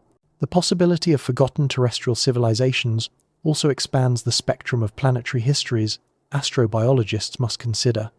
Traditionally, scientists imagine three stages for a habitable world: lifeless, microbial, and finally complex, culminating in intelligence. But there may be intermediate or cyclical stages, where cultures emerge, transform their environment, and vanish, perhaps repeatedly. A planet might oscillate between technological and non-technological epochs, its surface rewritten each time by climate, impacts, or internal dynamics. When analyzing an exoplanet's atmosphere or surface composition, researchers must therefore entertain scenarios in which subtle chemical disequilibria are the sole survivors of an earlier technical age, rather than signs of active biology alone. Moreover, contemplating our planet's own hidden chapters prompts reflection on how we might preserve evidence of humanity for distant observers, or for ourselves, should we endure a future decline and resurgence. If we wish our story to be legible across deep time, relying on ordinary buildings or archives is inadequate. Records would need to be stored in environments resistant to tectonics and chemical weathering. Deeply buried vaults in stable cratons, etchings on inert metals, or even messages broadcast continuously into space. Such thinking aligns with projects already underway, like the Long Now initiatives and the Voyager Golden Records, which aim to extend memory beyond immediate generations. Astrobiology thus meets cultural self-awareness, encouraging civilizations to design their legacies as much as to discover others. Considering Earth as a potential example of a world with multiple rises of intelligence also reframes our search strategies. While telescopes scanning distant stars may one day spot atmospheric signatures of life, oxygen, methane, or other disequilibria confirming intelligence, will demand methods sensitive to relics rather than only active emissions. Researchers propose looking for unusual mineralogy, isotopic patterns that suggest large-scale industry, or geometric structures inconsistent with geophysics. The lessons from geology imply that such relics will be rare and ambiguous, requiring cautious interpretation, yet they also remind us that patient, incremental work, layer by layer, spectrum by spectrum, can reveal histories once thought lost. Just as paleontologists coax narratives from fragmentary fossils, astrobiologists may eventually piece together hints of civilizations long gone from the surfaces or skies of alien worlds. There is also a philosophical aspect to these implications. If intelligence is not the inevitable apex of evolution, but a transient experiment, its role in the cosmos may be less about dominance and more about fleeting windows of awareness. Civilizations might rise, learn to look outward, and then disappear, leaving behind rearranged sediments or altered atmospheres, but no enduring monuments. The universe could therefore be full of ghosts, not of the supernatural kind, but of species whose curiosity once mirrored our own. Recognizing this possibility adds poignancy to our efforts. The act of searching becomes not only a quest for companions, but also a tribute to all who may have briefly gazed at their skies. Astrobiology must also account for the unevenness of preservation across planetary settings. Worlds without plate tectonics, such as Mars, may retain surface features for billions of years, offering better odds of detecting ancient technology or structures. The Moon, lacking atmosphere and active geology, stores an almost unaltered record of impacts and human landings alike. In contrast, dynamic planets like Earth or Venus constantly recycle their crusts, hiding anything older than a geological heartbeat. Therefore, our expectations for finding evidence must vary with each celestial body's character. A dead frozen moon could preserve the remnants of a robotic probe from a billion-year-old expedition, while a lively super-Earth might conceal even the ruins of a metropolis under molten rock. Ultimately, the speculation about pre-dinosaur civilizations on Earth serves as a mirror for astrobiology's ambitions and constraints. It compels us to refine what counts as evidence, to separate romance from rigorous inference, and to respect the enormity of temporal scales. Whether we imagine ammonite engineers or amphibian philosophers, the real lesson is methodological: to seek carefully, to remain open to surprises, and to recognize that silence may cloak stories rather than refute them. Our own species, with its telescopes, rovers, and archives etched in silicon, is part of this broader narrative. We, too, are writing a chapter in the planetary record, fragile and contingent. Understanding how precarious that chapter is may guide not only how we search the stars, but also how we cherish and protect the fragile flicker of intelligence that currently shines here, on a world still young in the immensity of cosmic time. 18. Humanity's own signature. When we ponder how future beings might interpret the traces of our era, we are forced to imagine the world without us. Cities empty, oceans reshaping coasts, mountains eroding, and forests swallowing roads. The story of humanity's signature on Earth is not just about what we are leaving behind, but about how long those imprints might endure. It is an exercise in humility and foresight, revealing that even a global civilization can be reduced to a few subtle signals if enough time passes. Understanding the durability of our mark also illuminates how difficult it would be to identify any civilization that might have arisen before the dinosaurs, for their record, if it ever existed, would have faced the same inexorable filters of decay, geology, and chance. Our most immediate legacy is the built environment: skyscrapers, bridges, tunnels, dams, and vast fields of pavement. These seem indestructible within human lifetimes, yet their survival depends on maintenance. Without repairs, glass fractures, steel rusts, and concrete cracks as water seeps in and freezes, or as chemical reactions expand its internal structure. Vegetation forces roots into walls, animals nest in openings, and earthquakes or storms topple weakened shells. Studies of abandoned cities, from Chernobyl to Pripyat to sections of Detroit reclaimed by trees, show how quickly nature reasserts itself once caretakers vanish. Within a few centuries, Most exposed structures would collapse. Within 10,000 years, only scattered ruins, perhaps buried by sediment, would remain. Even iconic landmarks like the Eiffel Tower or the Statue of Liberty would succumb to corrosion or structural fatigue. Stone buildings might outlast metal or glass, but they too crumble under frost, rain, and the slow grinding of tectonic motion. Some of our artifacts are engineered to resist decay, but they face their own vulnerabilities. Stainless steel, titanium, and certain ceramics may survive longer than wood or iron, yet chemical weathering never fully stops. Plastics, surprisingly robust in modern landfills, eventually become brittle, oxidize, or are consumed by microbes that evolve to digest synthetic polymers. Paper records and digital archives require controlled conditions. Unpowered servers and magnetic tapes will be unreadable within a few centuries. Even the grandest libraries would not withstand tens of thousands of years unless sealed in dry, stable vaults. What might persist are inscriptions carved deep in hard rock or etched into silicon wafers, encased in protective alloys, buried far below erosion's reach. Some scientists propose storing messages in deep geological repositories, akin to nuclear waste vaults, to outlast civilizations and tectonic upheaval alike. Our influence is not limited to artifacts, but extends into the chemistry of air, water, and soil. The so-called Anthropocene, a term many researchers use to describe humanity's geologic footprint, is marked by elevated greenhouse gases, synthetic compounds, and redistributed elements. Carbon dioxide from fossil fuels, nitrogen from fertilizers, and heavy metals from mining create distinct layers in sediments. Tiny plastic fragments, persistent pesticides, and industrial fly ash may leave a detectable technofossil horizon. Even if all visible structures disappeared, these chemical imprints could remain for millions of years, assuming they are not subducted or metamorphosed.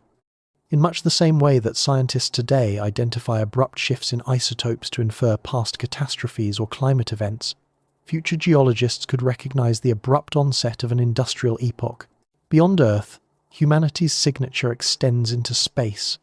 Probes on the Moon and Mars, satellites circling our planet, and spacecraft launched toward the outer solar system carry a message of our technological reach. Unlike earthly ruins, these objects are insulated from most erosive forces.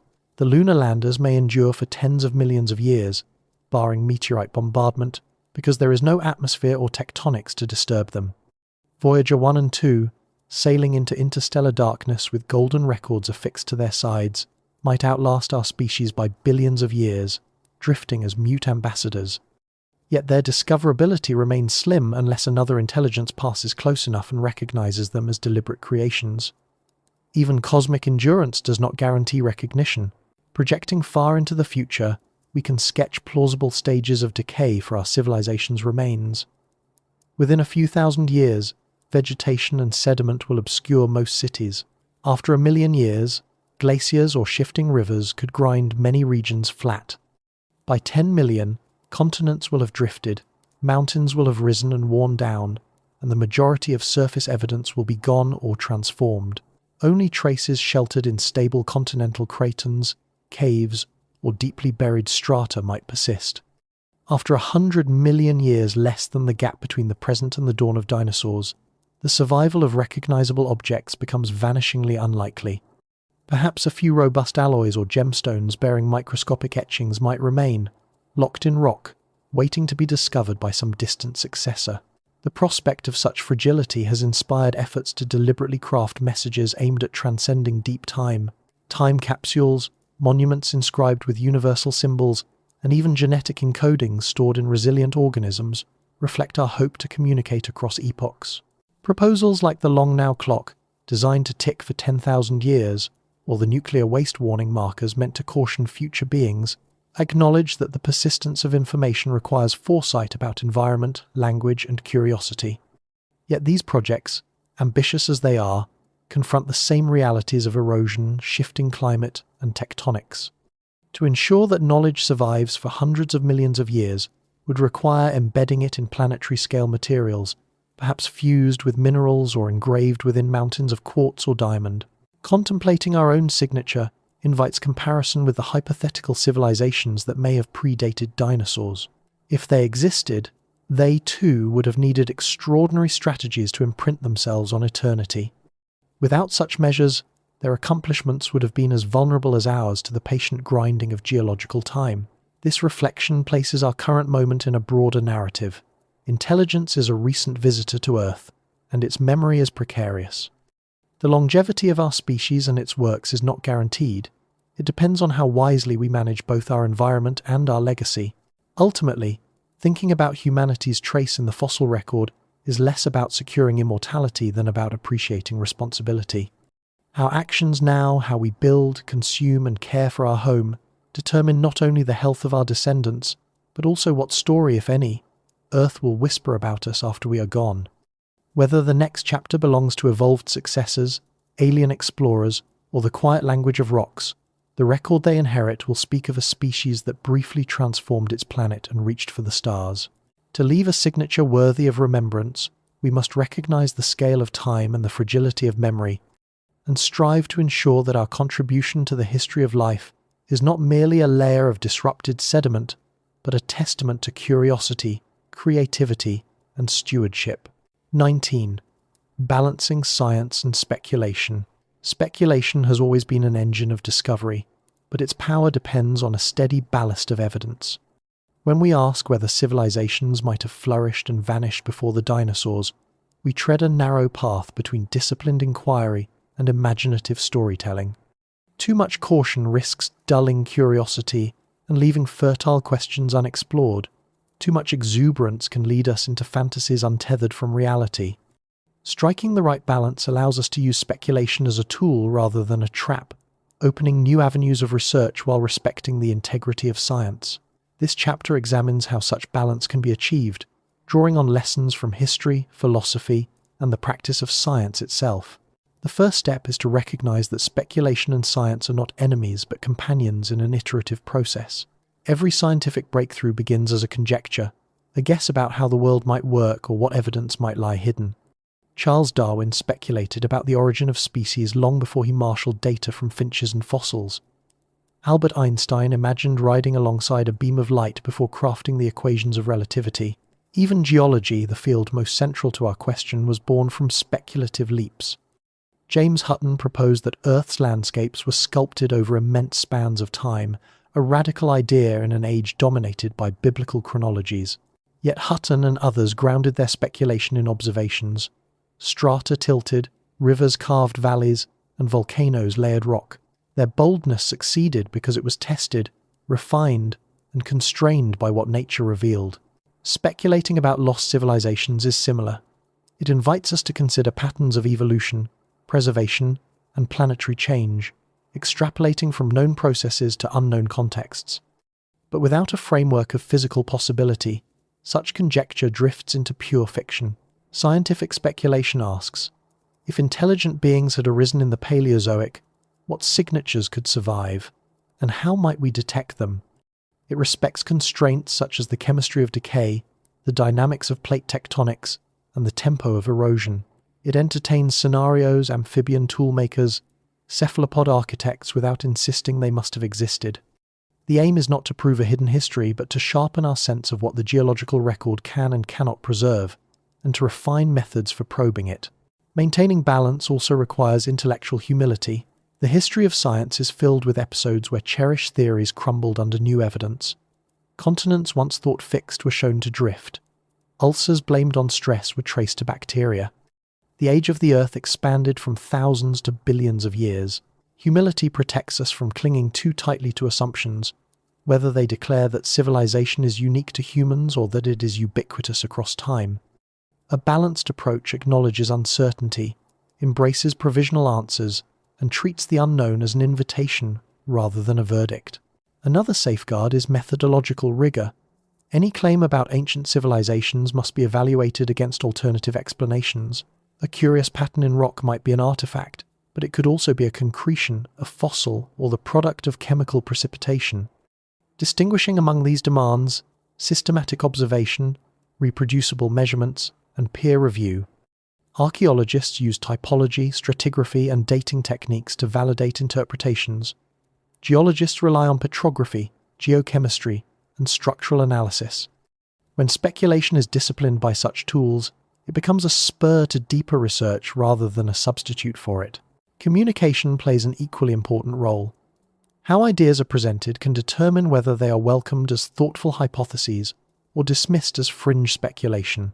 Clear language, transparent assumptions, and acknowledgement of limits help maintain credibility. Framing a question as, "Could this be possible, and how would we know?" is different from asserting, "This must have happened." The former invites collaboration and testing. The latter risks closing off dialogue. For a topic as tantalizing as pre-dinosaur civilizations, careful framing ensures that curiosity does not erode scientific trust. Balancing science and speculation also means appreciating the value of imagination. Many great discoveries emerged because someone dared to ask an improbable question. The search for exoplanets, for instance, once seemed speculative. Now thousands are catalogued. The idea that microbes might survive beneath the Martian surface was once the stuff of pulp stories, yet serious missions now seek biosignatures in its ancient lake beds.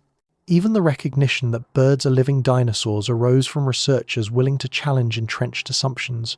Creative hypotheses expand the horizon of what we consider worth investigating, inspiring novel instruments, surveys, and analytical techniques. Ethical reflection deepens the conversation further. Speculation about ancient civilizations is not only an academic exercise but also a mirror for our species. It forces us to confront the fragility of our achievements and the biases in how we read evidence. If we assume intelligence is rare because we see none in deep strata, we may underestimate the power of geological erasure. Conversely, if we insist that civilizations must have existed simply because we desire company in the past, we project our hopes rather than weigh probabilities. Responsible speculation respects both the yearning for connection and the responsibility to honor truth. Education can benefit from this balanced stance. Teaching students how to navigate the tension between evidence and imagination cultivates critical thinking. Presenting the hypothesis of pre-dinosaur civilizations alongside the mechanisms that could erase their traces demonstrates how science handles uncertainty. It shows that skepticism need not stifle wonder, and that enthusiasm need not abandon rigor. Such lessons prepare future researchers to approach all frontiers, whether in paleontology, planetary science, or cosmology, with curiosity anchored in method. Finally, balance is sustained by patience. The record of Earth and the cosmos yields its secrets slowly, often only after decades of painstaking work. The temptation to declare grand conclusions must be tempered by respect for this pace. Discoveries like the Burgess Shale, the Chicxulub crater, or the first exoplanet were not sudden epiphanies but the culmination of persistent inquiry, careful data collection, and willingness to revise hypotheses.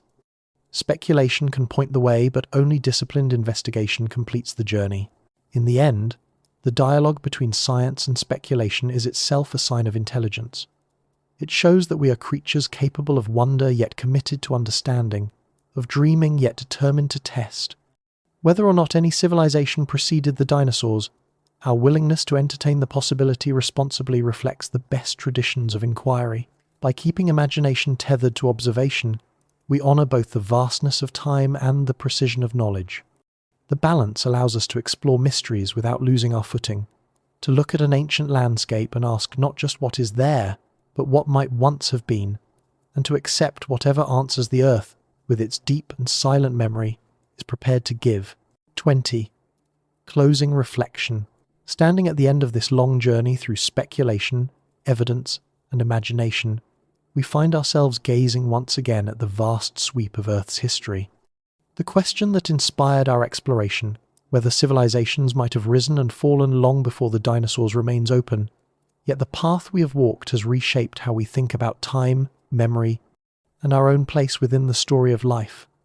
The closing reflection is not meant to provide a final verdict, but to invite a pause, a moment to absorb the immensity of what lies behind and ahead, and to recognize how our search for hidden histories has illuminated truths about ourselves as much as about the planet. Contemplating civilizations older than any fossil bone challenges us to stretch our imagination beyond the ordinary limits of years or centuries. It forces us to consider the Earth not as a backdrop for a brief human drama, but as a dynamic, evolving world, where oceans rise and vanish, mountains lift and crumble, and continents slowly rearrange themselves like pieces of a patient puzzle. Against this restless backdrop, even the grandest creations, whether carved temples or soaring towers, are transient. They endure only if they find refuge in rare geological shelters, places immune to erosion, subduction, or metamorphosis. The rarity of such sanctuaries explains why so much of Earth's past remains silent, why entire forests, reefs, and species can disappear without leaving more than a faint chemical whisper in the rocks. That silence does not necessarily imply absence. Just as astronomers infer unseen planets from their gravitational tug on a star, so too might traces of forgotten achievements linger in subtle forms. An unusual isotope ratio, a layer of synthetic material, a pattern in minerals that defies ordinary processes. Yet, as we have learned, the burden of proof is heavy when dealing with epochs measured in hundreds of millions of years. A single anomaly cannot bear the weight of grand narratives. It must be tested, replicated, contextualized within the choreography of climate, biology, and geology. Only then can we responsibly decide whether it hints at intelligence or belongs to the endlessly inventive artistry of nature. The real treasure of such an inquiry lies not in confirming ancient cities beneath Cambrian seas, but in refining our awareness of deep time and the fragility of evidence. To think about pre-dinosaur civilizations is to appreciate how precarious any record becomes when stretched across eons. It reminds us that our own story, for all its technological brilliance, is written in materials that weather, corrode, and dissolve. Future eyes, if they exist, may find only fragments, a sliver of alloy, a line of altered sediment, perhaps a stray artifact entombed in stone. That realization should inspire both humility and responsibility. We are custodians of a world that will forget us unless we choose carefully what we leave behind and how we treat the living systems that make memory possible. This reflection also carries a more personal resonance. Curiosity about the unknown is part of what defines humanity. We seek patterns in clouds, faces in constellations, histories behind ruins. Our impulse to wonder whether someone once walked where we now stand connects us across generations, linking our minds with those of early storytellers who spun myths to explain fossils, or of naturalists who chipped at rock to reveal hidden shells. In tracing potential paths of intelligence through prehistory, we participate in that same lineage of seeking, blending reverence for data with a willingness to imagine what might have been. Looking forward, the lessons gleaned from this exploration can guide how we approach mysteries elsewhere. When we examine Mars, Europa, or the atmospheres of distant exoplanets, we bring with us a sharpened sensitivity to how life might hide its traces and how fragile technology is against geological or cosmic forces. We have learned that an absence of obvious artifacts is not a definitive absence of life or culture. It may reflect the sheer difficulty of preserving complexity against entropy. This perspective expands our patience and enriches the strategies we use in astrobiology and planetary science. Yet the closing note of this inquiry is not solely about method or caution, it is about wonder. The possibility, however, slim that minds once flourished in eras we can scarcely imagine, invites a profound sense of continuity. Intelligence, if it is not uniquely ours, may be a recurring spark in the universe, fragile yet resilient, flickering wherever chemistry and environment align. Even if no other civilization shared Earth with trilobites or Permian forests, contemplating the chance ties us to a larger tapestry of potential awareness, stretching across time and space. As we return to the present, we are left with a mirror. The Earth's deep past reflects our own fleeting tenure, reminding us that survival and remembrance are not guaranteed. Whether we leave behind ruins, stories, or only a layer of altered sediment, our fate is entwined with how wisely we treat each other and the biosphere that sustains us. The question of lost civilizations is ultimately a meditation on stewardship. If we wish future beings to know that we once cared, created, and dreamed, we must act accordingly now, nurturing both culture and planet. In closing, imagine standing on a quiet plain millions of years hence, the air heavy with scents from forests unknown to us, the sky alive with new constellations. Perhaps there will be no sign of who we were, only the stones and rivers speaking their slow language. Or perhaps, embedded in a hillside or layered deep in sediment, a small artifact or chemical fingerprint will whisper that, for a moment, thinking creatures inhabited this world and dared to ponder those who came before.